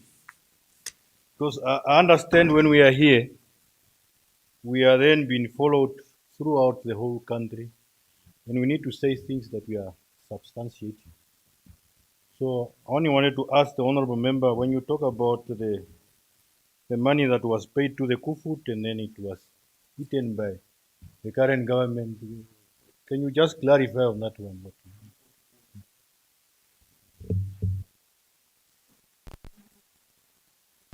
Yes. Thank you very much, honorable members. I just want, with due respect, the House to be within the ambit of the appropriation bill, rather than bring in some allegations. Let us really focus on the appropriation bill and we move forward. So, Honorable Kwoko, you may have the floor. Yeah, thank you very much. I don't think to answer there. It's clear, it's everywhere. 36 million is everywhere, it's known. And also 8.8 is known. So I have also to thank the member to put more emphasis to what I'm saying here. Thank you. I just want to request. Point of order. Honorable Ikari. Yes, Honorable First Vice Chairperson of the Committee of the Whole Council.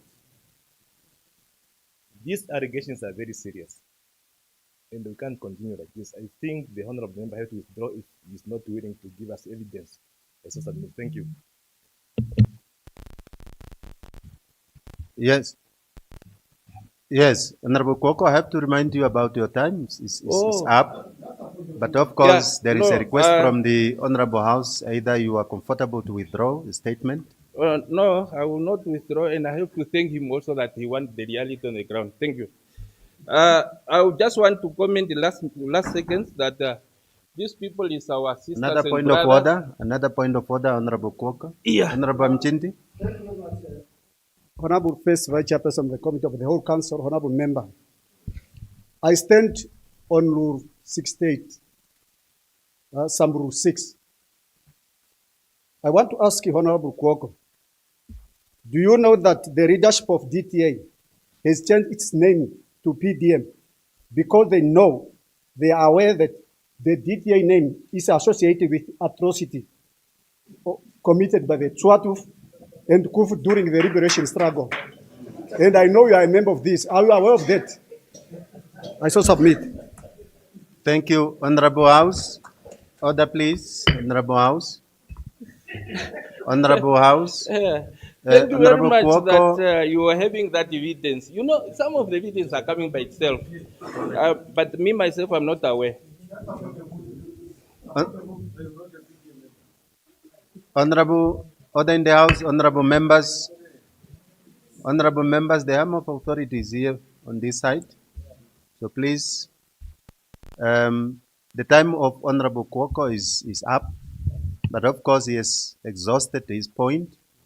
So, honorable members, other of the some of the issues that are not part of the appropriation bill, let us avoid leaving them out and really focus on the appropriation bill.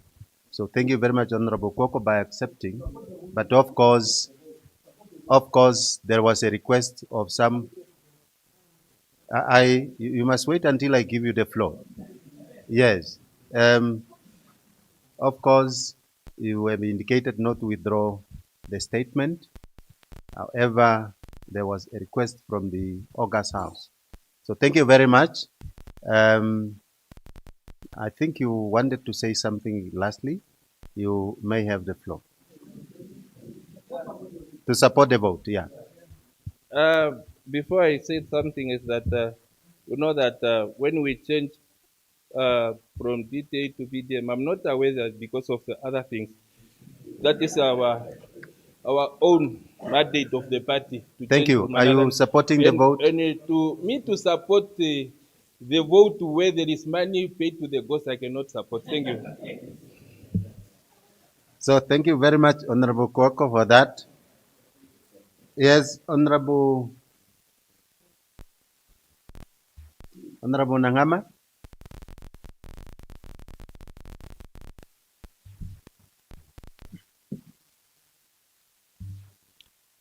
Okay, thank you very much, Honorable First Vice Chairperson of the Committee of Whole Council. I am also rising here in support of the vote 51 with that amount, but I have also a concern. Two concern, the amount is too little in the sense that I have observed that there are many Namibians unregistered, uninterviewed that were in the war zone area. Most of our citizens that were in the war zone area, some of them are not registered and uninterviewed. For that one, I am also of the opinion or requesting our government to come up with another loan of registering these people who take part in the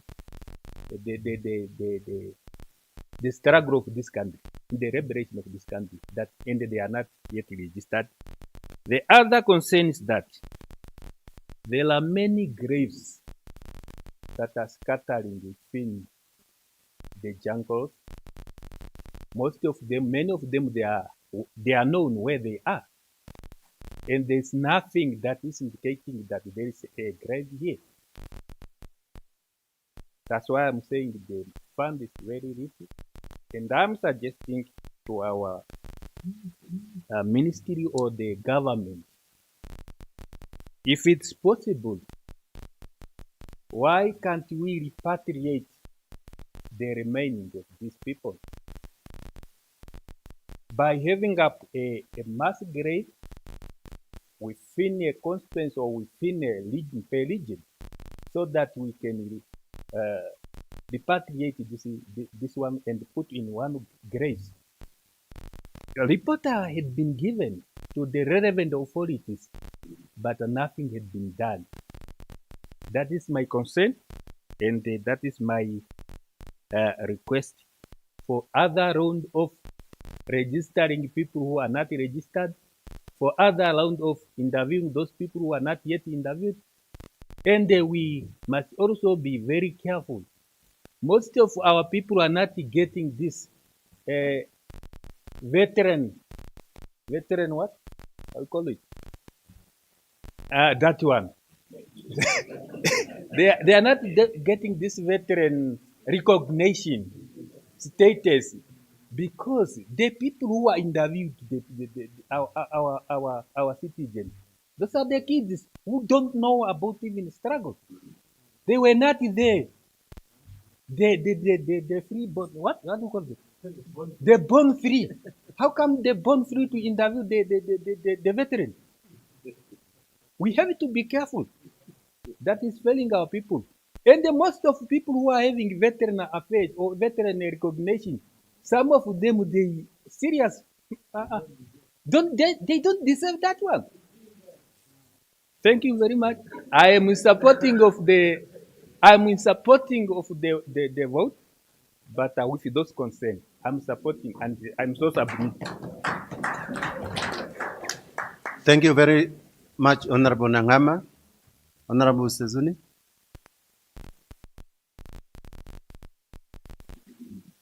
Thank you very much. The the vice chairperson of the committee of the whole council, my honorable chief whip, and the deputy chief whip, and the deputy ministers that are among us, and our guests behind me here. I rise to contribute to what 31, and I support it, even though it's too little.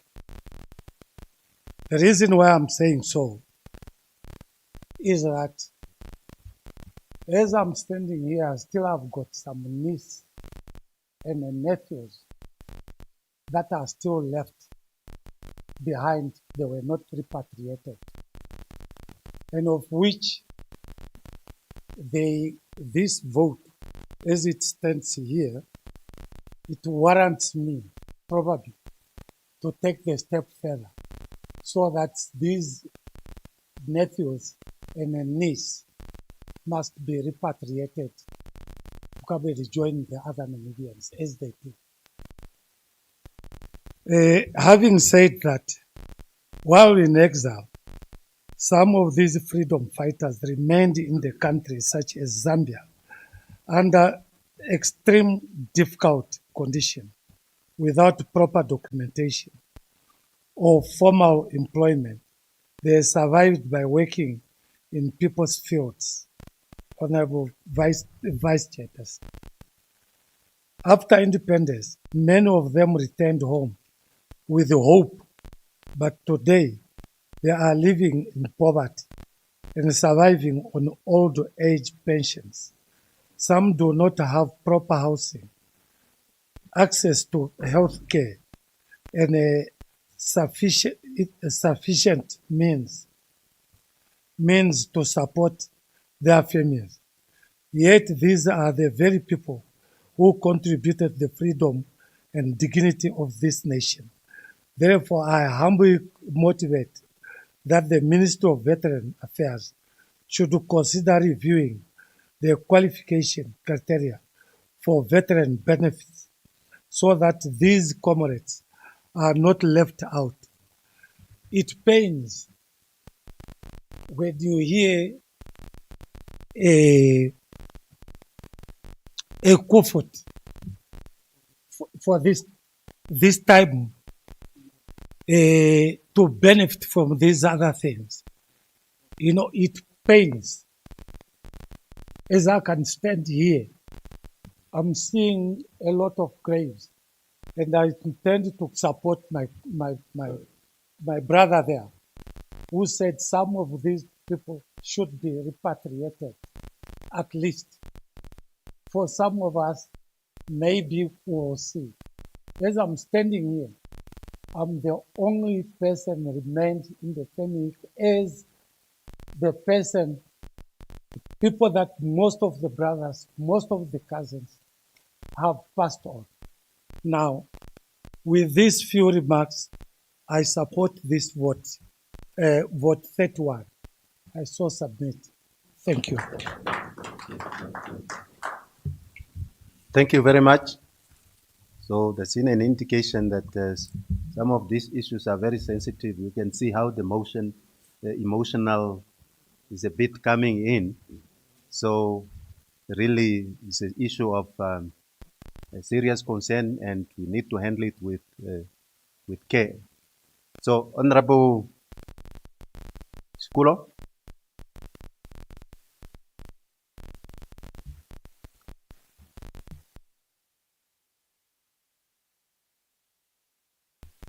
Thank you very much.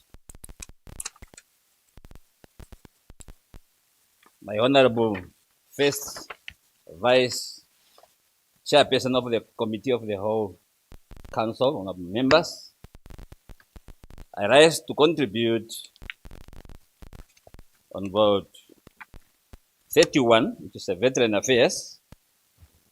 But before I start, I have a remarks. We lost most women and children at the Kasinga in Vietnam camps. We lost the whole family in the Shikoku massacre. And these people had been killed by SWAT and POFUT members. Those who were collaborated with the South African regime. But today, we are having people in our free Namibia demanding POFUT and SWAT to be equalized with the war veterans. And I totally condemn this POFUT and SWAT to be given equally with the war veteran members. This cannot be accepted. At the onset, I wish to commend the Ministry of Finance for the allocation made to various ministries in support of national development priorities. However, I would like to appeal to the ministry to also give due consideration to the Department of Veteran Affairs under Vote 31 by increasing its allocation with an additional amount of 1.5. We received 1.5, 500 million in 22, 500, but I would also like in the midterm there, this vote to be allocated with the equal amount. As a freedom fighter and as a war veteran myself, and the commander during the liberation struggle, I cannot allow the vote 31 to pass without raising key concern of our veterans and their families. I cannot do that. Maybe in this house, I'm only the one who carried a gun for almost 10 years in that side of the liberation struggle. If there's anyone here, maybe, I don't know, but in the last time, we were 3 here. I'm sorry if there's anyone, unless the confidence water. Many parents and children who sacrificed immense during the liberation struggle, their relatives did not benefit anything from this program. While a number of beneficiaries have already been registered, the Department of Veteran Affairs is still processing many cases, particularly those who have since passed on before receiving assistance. Through radio program, the community engagement, veteran members continue to express this satisfaction regarding delays in the implementation of veteran project and benefit, like the others have allotted.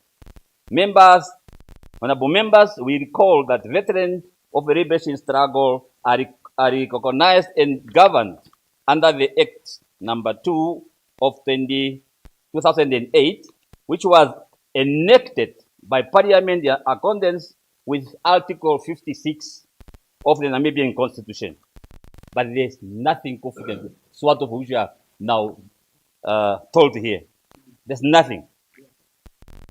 This registration specifically recognizes those who participate in the liberation struggle, while excluded confident sort of members who served force opposing Namibian independence. Honorable Deputy Chief Whip. Thank you. Conclude.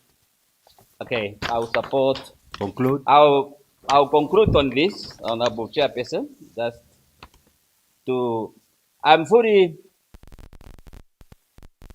aware of the financial implication involved and constraint related to the availability of funds. Nevertheless, I believe that welfare and dignity of our liberation struggle veterans must be remain a national priority. I support the vote and so submit. Thank you very much, Honorable Sikulo. Honorable Sikongo. Thank you, Honorable First Vice Chairperson of the Committee of the Whole Council, for according me a chance. I would also love to support the vote, but before I do that, I would love to concur with Honorable Amjindi and any other honorable member who said that this vote is not enough. 100% the vote is not enough. And I appeal to Honorable Meme Erika Shafuda, the Minister of Finance, in future to consider 3 billion for this, because if people could not fight, we could not sit where we are here today, honorable member, whether we like or not. Where were we during that time when this country was not yet independent? And therefore, we must not forget these veterans. Their blood is really make the country holy. And for us to shine today, and it is because of them. I really want to support the vote and also contribute. And my contribution is, as we are sitting here and we are speaking here, there are still some of our freedom fighters who were buried in the jungle of Tondoro constituency. The grave were identified. One of them is at the Suni, and we alerted the Ministry of Veteran Affairs so that the remain can be taken where it belongs. Unfortunately, up to date, nothing was done, and it is painful. The Meme and the Tate who were traumatized by that death, what really happened was that the guy was killed, one had to run, and then this Kufut brought this body to this Meme and Tate. To be told, keep this body unburied for 5 days. And then they realized, let us bury, because the body is now dissolving. And they buried. And we took the veteran ministry at the location, and the graves aside. It's a freedom fighter with a gun. And therefore, I still encourage the ministry really that veterans remain need to be taken where it belongs. They can come even to me. I will take them where the grave is, because the Meme who's still alive is still there. And therefore, with that, there are still some people in Kavango who are still singing the song Om Longa wa Kavango. They are singing, wanting to be interviewed. And there are a list of them. And therefore, if these votes are to be increased, especially those who really participated meaningfully, need to be interviewed. And I also want to support the vote. And we thank Honorable Shikulo. You were brave enough. We are happy you are still alive. And we are also happy that we are still with you. Keep up all the best. And please, I want to remind this house, let us keep our track. Let us keep to this document of ours this Bible, let us not get out. Otherwise, we will emulate the other house. I don't want us to go to the other house that are disappointing us. We are here. We know why we are here. The lower house. The lower house. Thank you. I so submit. Thank you very much. Thank you very much, Honorable Sikongo. Honorable members, any further discussion? Thank you. Any objection? I agreed to. Thank you very much. Honorable members, I shall now put vote 03. Am I correct? I shall now put vote 35, Attorney General, with an allocation of 267 million Namibian dollars. Any discussion? I see an indication of Honorable Sikulo.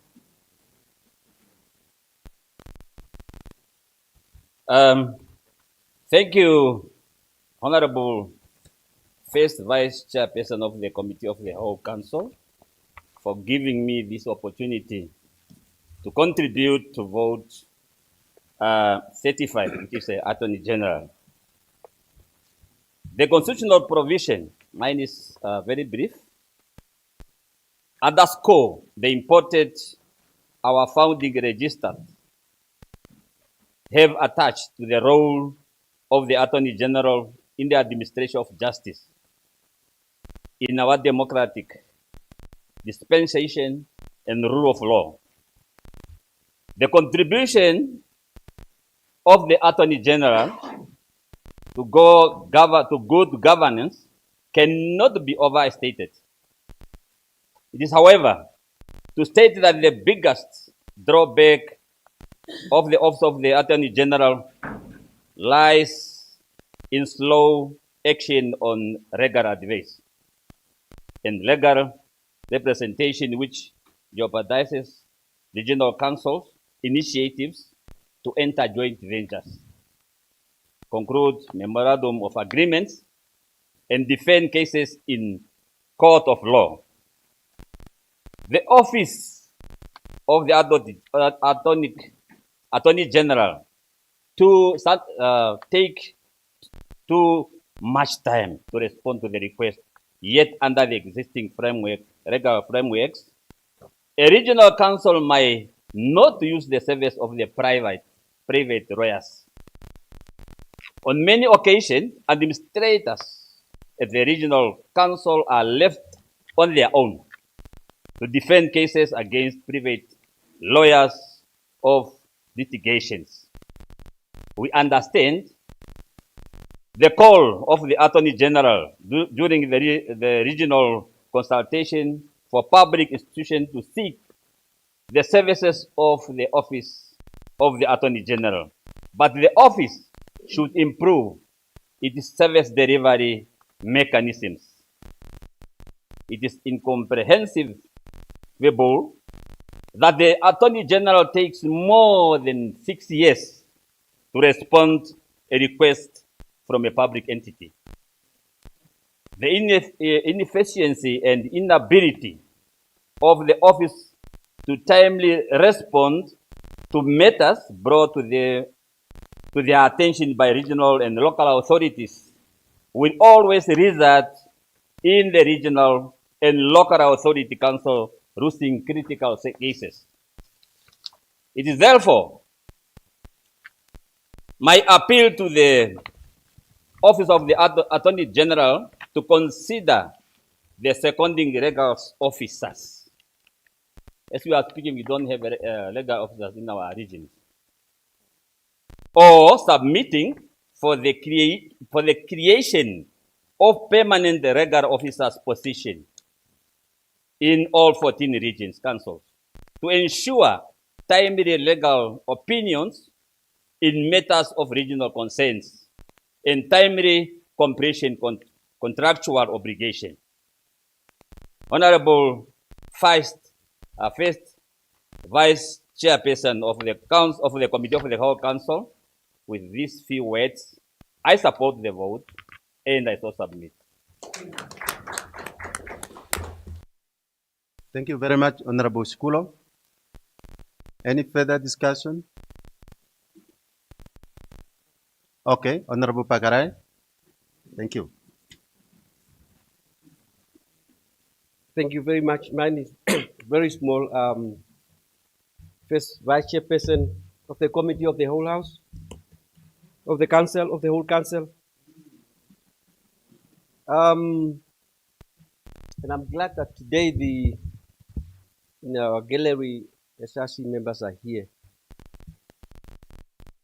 In Namibia, and I have a very fundamental aspect under this vote 35, and that is the UNAM and other institutions has produced enough lawyers in this country, and Namibians has also went abroad to acquire degrees or legal qualifications from highly profile institutions. However, if you look under the Attorney General, under the work being given to lawyers, which is either reviews of documents or legislations and commercial matters, where there could be major accusations, more work are being given to foreigners. More work are being given to foreign lawyers. And we need to address that situation. We cannot afford to have all this money that you are seeing here.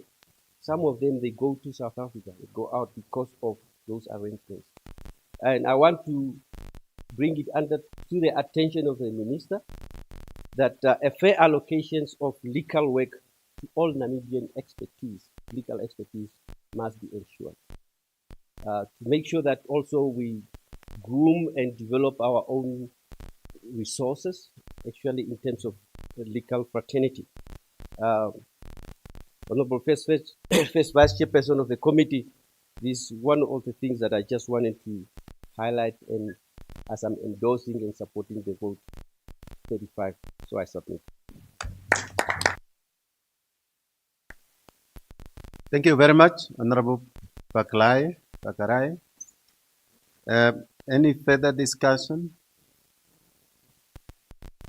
I see none. Any objection? I see none. Agreed to? Thank you very much. Honorable members, Honorable Chief Whip, vice versa, I shall now put vote 03, National Assembly, with an allocation of 416,500,000 Namibian dollars. Any discussion?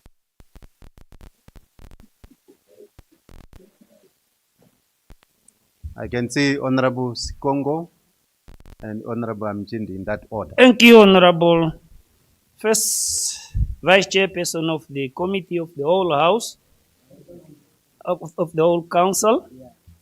Sorry. I rise to support the vote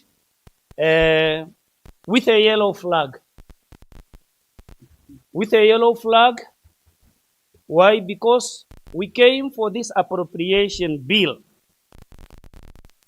and we are about to conclude the appropriation bill. I thought we could come for 3 to 4 bills at a session, but to come for one only, knowing what is happening in the regions when it comes to development, I really feel disturbed. At my age, with one bill and go back day after tomorrow, I really want the lower house to redouble their effort. When we come next August, we want to see many bills. Not the story of 1-1. People fought for this country. We must not go on personal issues, arguing, battling. This house are not a house of battling one another.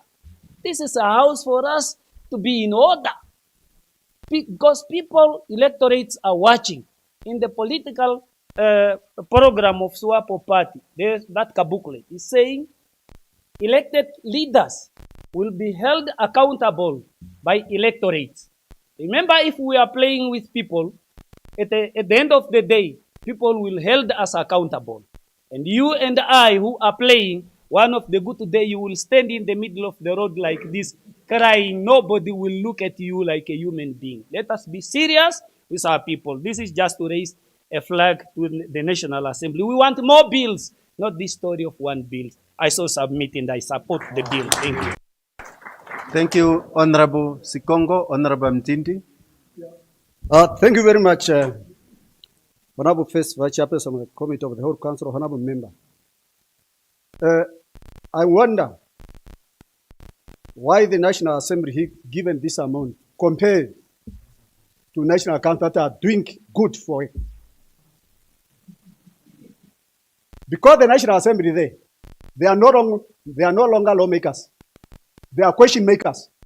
Are we paying them because they are question makers?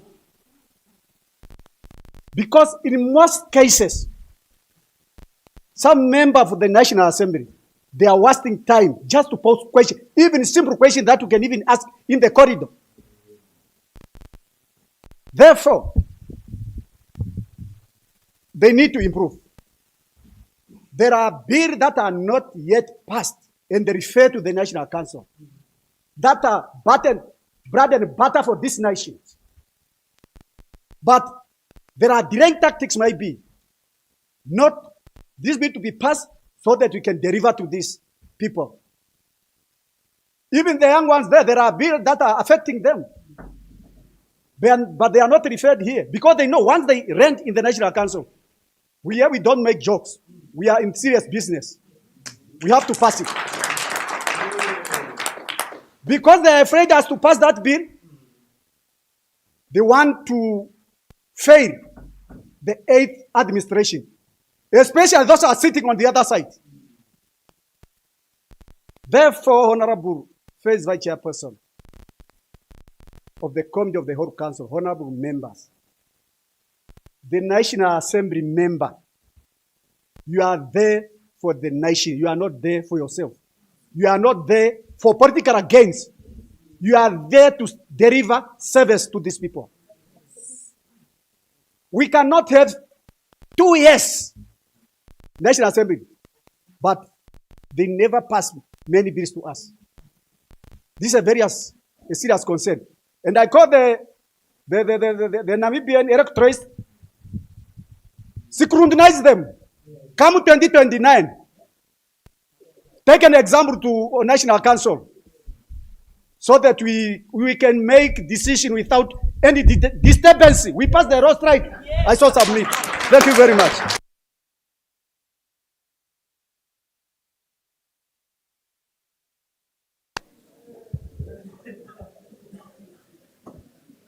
Thank you very much, Honorable Mchindi. Any further discussion? I see none. Any objection? I see none. Agreed to? Thank you very much.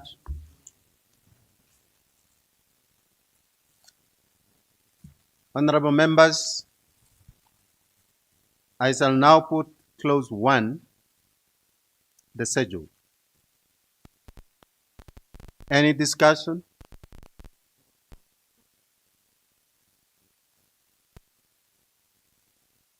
Any further discussion? I see none. An objection? I see none. Agreed to? Thank you very much.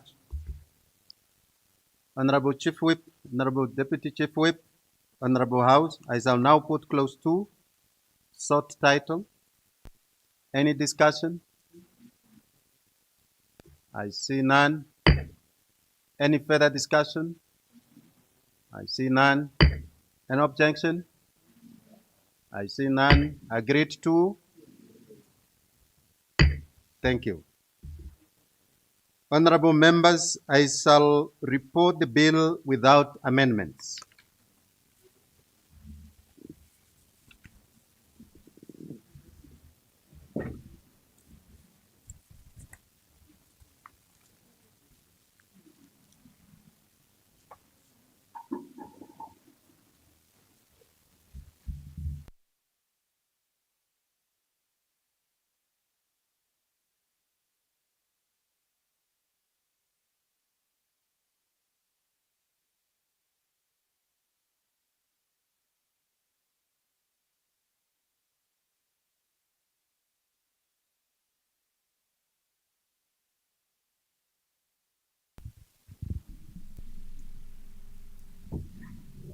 Honorable Vice Chairperson, I wish to report that the Committee of the Whole Council has gone through Appropriation Bill B1 2026 as set forth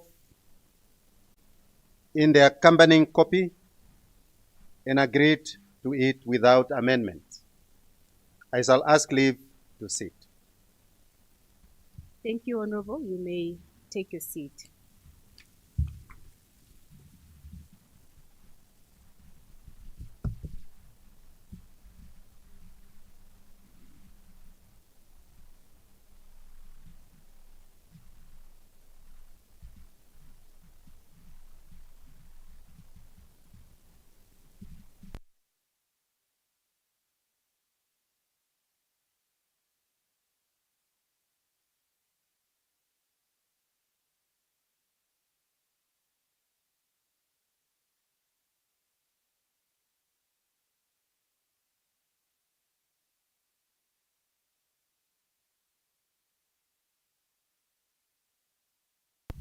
Thank you very much, Honorable Ndawanifa, for running that marathon. Honorable members, it's very impressive. I keep saying you should give yourselves a round of applause because you're